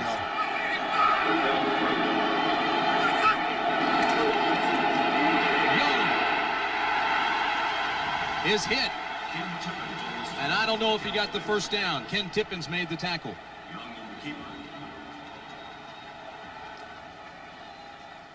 I'll tell you, that game out at Notre Dame in South Bend should be interesting, too. A little payback time there for the Irish. I won't have a chance to see it. I'll be leaving Birmingham, Alabama to fly to meet you in Kansas City. For the game on Sunday between Dallas and Kansas City. San Francisco did not have enough for the first. So Mike Kofer comes on to attempt a 32-yarder. With 5 minutes left in the ball game. It's certainly long enough, and it's good. So with 4 minutes and 57 seconds remaining in the ball game, the Niners add 3 more.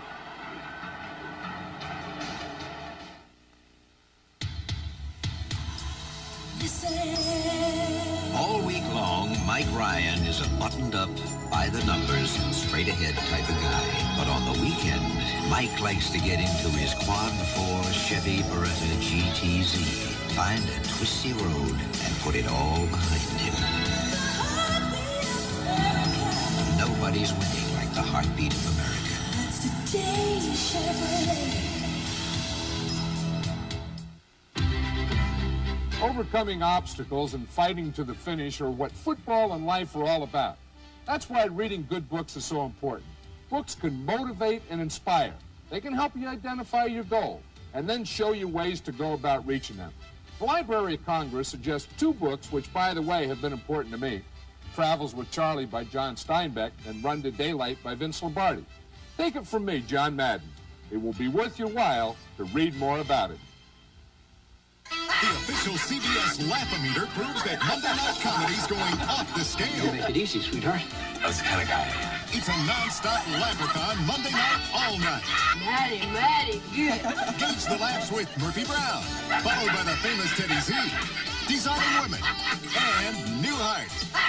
I think it's pretty funny. It's wonderful. Get ready for comedy you can measure. We all can just go ahead and laugh. Monday on CBS.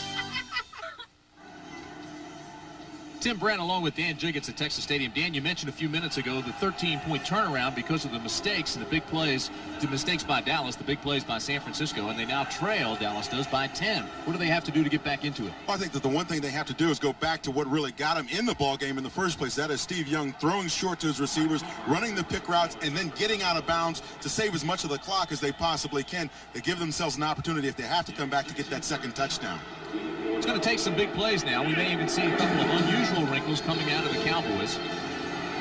This is taken by Thornton Chandler. The up back to the 25-yard line. Let's take you back to New York now. Brent Musburger. Brent? All right, Tim, a little breathing room for the Giants. Phil Simms, second touchdown pass of the day. Odessa Turner. He's becoming an outstanding receiver. And now it is a 10-point lead. 5 minutes again to go. Back to 10. They were working on Davis, Brent. Davis has had problems all year in man coverage. But you remember, Bill Parcells told us the first game of regular season that he felt, the second game of regular season, he felt that Odessa Turner was going to be an all-pro caliber receiver for him. Certainly it's coming true this season. He's having a great one. First down and 10, Dallas. They trail by 10. 4:48 remaining in the ball game, and Walsh is in trouble. He's nailed. The ball is still alive, I believe. There still hadn't been a whistle. Now they touch him.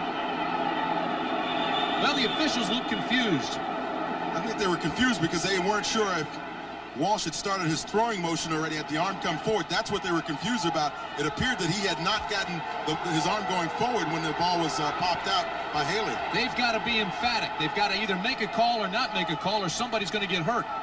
You're exactly right, because everybody's running around thinking the ball's live. Half of them think it's live, and half of them think it was dead. There was no whistle that I could hear from up here until he was finally touched. The ruling on the field, that's a fumble. There was certainly confusion. Players were standing around. They didn't even go up to touch the recovery that Haley got. Or Haley made the hit, rather. Watch Walsh as Haley hits him. That's the key. He gets in a little trouble early because there's a nice pass rush by the 49ers. Now, the key is to watch, had his arm started forward. It had not. When Charles Haley stopped his arm as he tried to throw the ball forward, his arm stopped, and that's when the ball just kind of popped out of there. Watch, here's another angle. Let's see when Walsh's arm starts forward, if it ever starts forward. Haley comes in right there, and the ball springs out right there. Haley's shoulder drives up into Walsh's arm. He locked his shoulder. But I'll tell you what, from his wrist on up, maybe even from the elbow on up, is still going forward. But it's the so shoulder. What's the call? The shoulder's got to come forward on that. That's being explained right now to Jimmy Johnson. He's hot. Jimmy Johnson will never believe that one. Again, watch the shoulder. The shoulder's got to start up. The throwing motion has got to start down the field. See him cocking the ball, but it never really gets out because of Haley. Again, hitting that arm and just kind of bouncing it up. It's a close call, but it's one as an official you got to make down in the field. Certainly it's being reviewed. Cal Laporta's in there. See him with the glasses on taking a look at it. You know what, Dan? Everybody on that field, though, is taught, when in doubt, still go full speed. They should have gotten to the ball and touched him anyway. That's right. Until you hear the whistle blow, you go. 4 minutes, 37 seconds remain in the ball game, and Jimmy Johnson is really hot. His team has played well today. Well, in order for the replay official to reverse it, it's got to be definitive. And it's tough to say that that's definitive, that it was indeed not going forward. So here we're going to take another look at it again. Watch to see if you can see Steve Walsh's shoulder and throwing motion start forward. Granted, he cocks the football right there, but Haley pops it out just as he's got it back and getting ready to come forward. And the ball is live. That's a fumble. Cal Lepore is the replay official. That Pierce Holt, number 78, who made the recovery. The play stands in the way it was ruled on the field. It's a fumble. You get the feeling that Ben Dreith almost feels like he's being challenged, and he doesn't like it. He's being challenged by that man, I'll tell you that. San Francisco still owns the fourth quarter this year. It's been their most prolific quarter, 10 points to nothing against Dallas here today. This is Rathmore. Shannon gets there, along with Hendricks. Hendricks made the cut, Shannon made the cleanup. Been an awful lot of pressure on Walsh all afternoon, right from the get-go. He has been doing some running in and around the pocket, trying to avoid the rush, and then also trying to complete a few downfield, and you see the pressures there, the sacks, the hurries, batted balls, and interceptions, only one, and that's really the only thing that really turned the game around when you think of Homo intercepting Walsh, and then the 49ers really going ahead with that touchdown. And if you're just joining us, it was a touchdown after the interception, and there was also a blocked field goal, which was returned by Jackson for a touchdown. This is Roger Craig. As a first down, Horton trips him up. 3:45 remaining in the ball game. It's 24-14 San Francisco. Scoreless first quarter, 7-7 at half. Back and forth in the third period. And it's 10-0 here in the fourth. 24-14.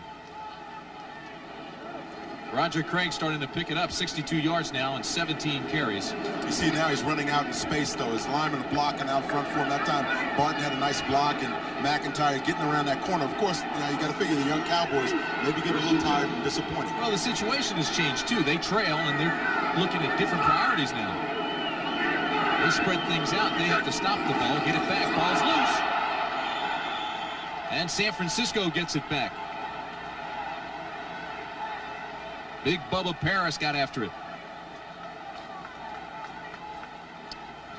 George Seifert doesn't look happy, does he?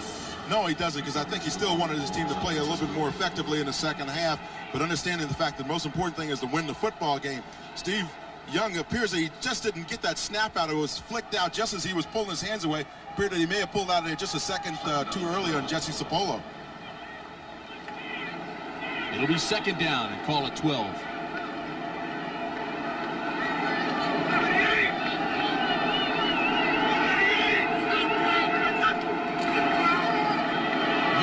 Chased by Jeffcoat, turns the corner, inside the 15, look out, to the 1-yard line. Steve Young, a gain of 22. Got a nice block that time from Tom Rathman. As we mentioned before, though, Tim, the thing with Steve Young is the fact that when he gets to those corners, he can really cause some problems for the defense. This is what he does this time. He rolls out to his left. See him faking there now, just getting out to that corner. Jeffcoat is chasing him along with Eugene Lockhart, but nobody can really catch him. There you see that block by Rathman that just springs Steve Young downfield. Time's running out.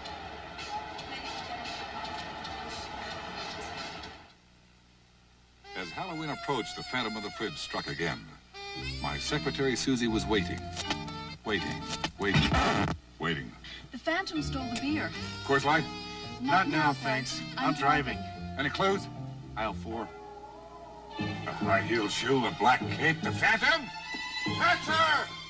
Enter the Coors Light $100,000 Phantom of the Fridge sweepstakes. Look for clues at this Halloween display and get your Coors Light before the Phantom does. There's a motor oil that talks about quality. Always has, always will. Well, Valvoline makes the highest quality motor oil recommended by any automobile manufacturer. Oh yeah, unlike the competition, Valvoline now has a $2 check that works just like cash when you buy 6 quarts or more of Valvoline or get an oil change using Valvoline. Look for your Valvoline check in magazines or your mailbox. People who know, use Valvoline. Which compact passenger van helps you stop best on the slippery curves you drive on? Chevy Astro or Ford Aerostar? Chevy's standard 4-wheel anti-lock brakes help you make controlled stops. Ford doesn't offer 4-wheel anti-lock brakes. And look what can happen if the front wheels skid during braking. So stop and think. Chevy Astro gives you the technology of 4-wheel anti-lock brakes. Nobody's winning like the heartbeat of America. Today's truck is Chevrolet.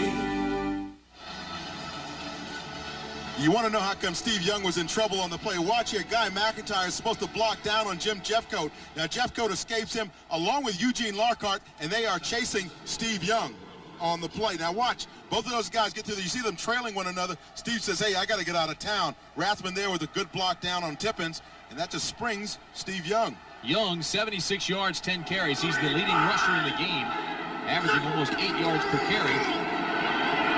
Craig, touchdown left side, San Francisco. Rathman and McIntyre led the way for Craig.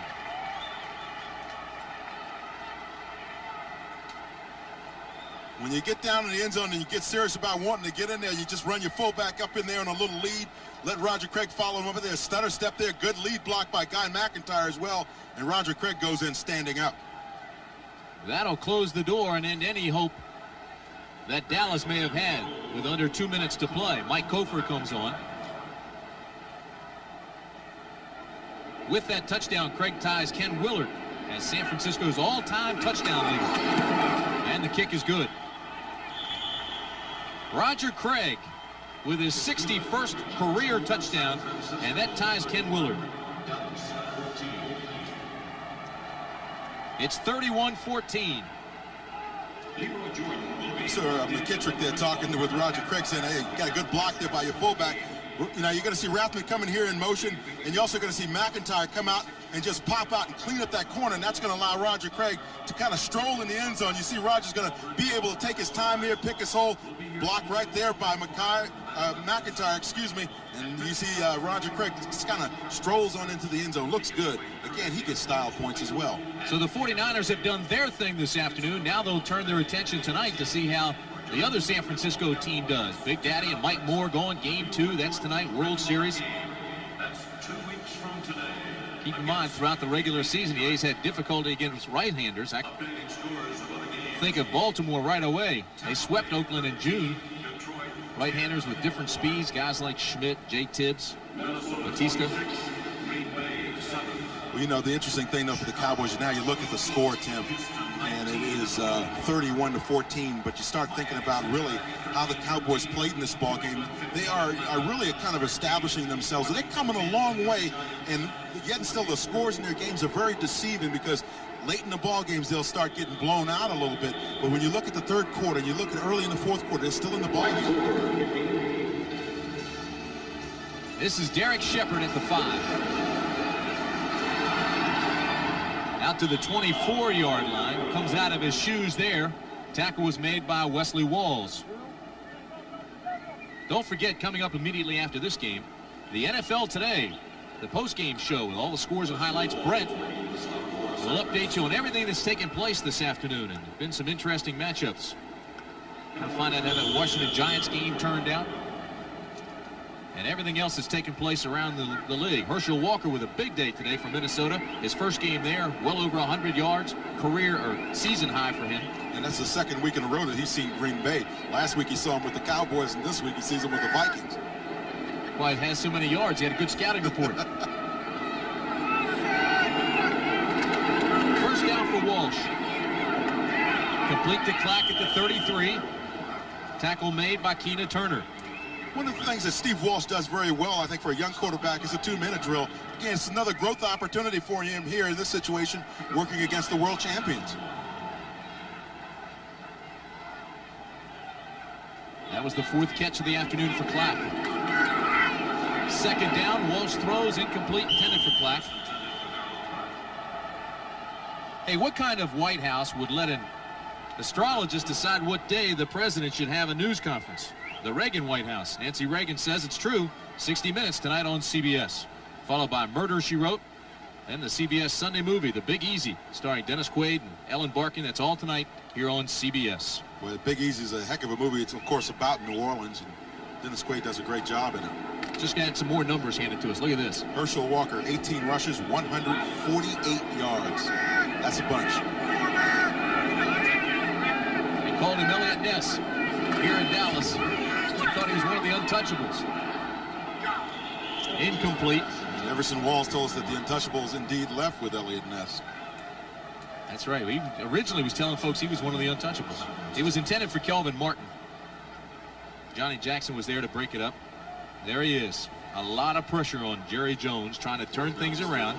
He's very positive in what he believes, and he has his definite ideas how they're going to turn things around. They're doing it through draft picks, including this trade with Herschel.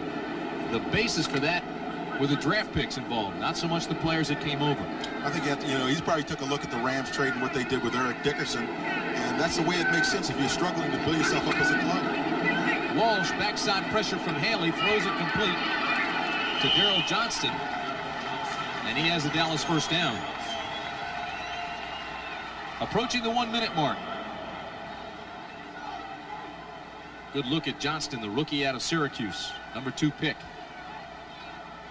Walsh again has problems, ducks back and hits Johnston again to the 47-yard line. Keena Turner taps him down there. If I was Steve Walsh, I'd be working the sideline a little bit more than the middle of the field in this 2-minute drill. Dallas calls the timeout. Keena Turner made the tackle. Nice talk with Keena yesterday. Says he wears a pin around. My name is not Tina. Yeah, said his mom gave him the name after she saw a television show and heard the name Keena and really liked it. Now his brother's name is Michael, so you go figure that one. If you get Keena, you kind of have to be mad at your mom. Dad said he didn't have anything to do with it. He was away in the Army in Italy. San Francisco has outscored Dallas 17-0 here in the final period, after the game was tied at 14-all. Good effort by the Dallas Cowboys. It was mistakes. It's cost them this game here today. Interception, blocked field goal, penalties. Well, the one thing you look for is in the Dallas scenario is you look to try to put a positive spin on what can be a very negative situation. But you look at how they stayed in the game. You're exactly right. They're in it tough to the end of the third quarter.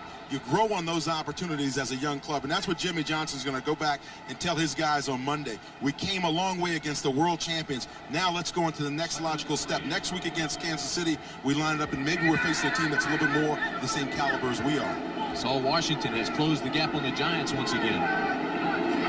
2nd down and 3.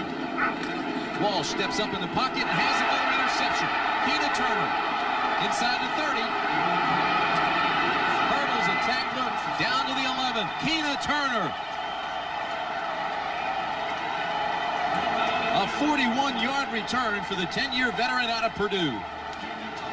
And that's another reason why you want your quarterback to work the sideline, because the ball is going out of bounds if it doesn't go to your receiver. That time Steve tried to work the ball in the middle of the field, or near the middle of the field, near the hash marks, and Keena Turner just stepped up right up in front of it. There you see Keena Turner, number 58, just steps right in front of the receiver and takes off with the football. Nice interception. He there, though, he kind of sat back in his zone and just waited his time and stepped in front of Junior Todd-Latasi and made the interception. Todd-Latasi never came back for the ball. No, he sure didn't.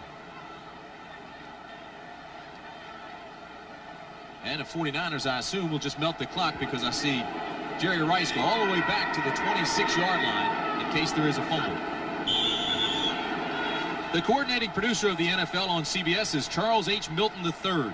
The producer of today's telecast is Bob Dekas, directed by Mike Arnold, and the executive producer of CBS Sports is Ted Shaker. Our statistician today, a good one, Chuck Gardner, and our spotter, Bill Breslin.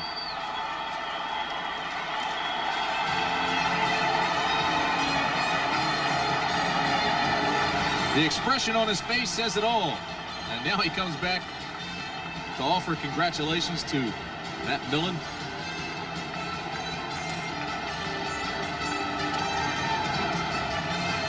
George Seifert, first coach in 21 years to take over a Super Bowl champion. And he's now 5-1. And people say anybody could have won with this club, which won a Super Bowl, but it hadn't been easy. He had holdouts, contract problems, the McKyer problem. McKyer will probably be traded. It hadn't been an easy road for this man. It certainly hasn't, and they've had to make a lot of adjustments with injuries and all of that, which naturally comes during the course of a season. But George Seifert is a guy who has both feet on the ground, very solid guy, kind of quiet, a little bit different than Bill Walsh in that sense, but really has his team headed in the right direction defensively as well as offensively. Well, it's going to be a big week. The trade deadline, 3 o'clock Tuesday afternoon. And these two teams certainly will make some of those. Post-game show coming up next. For Dan Jiggets, I'm Tim Brandt saying so long from Texas Stadium.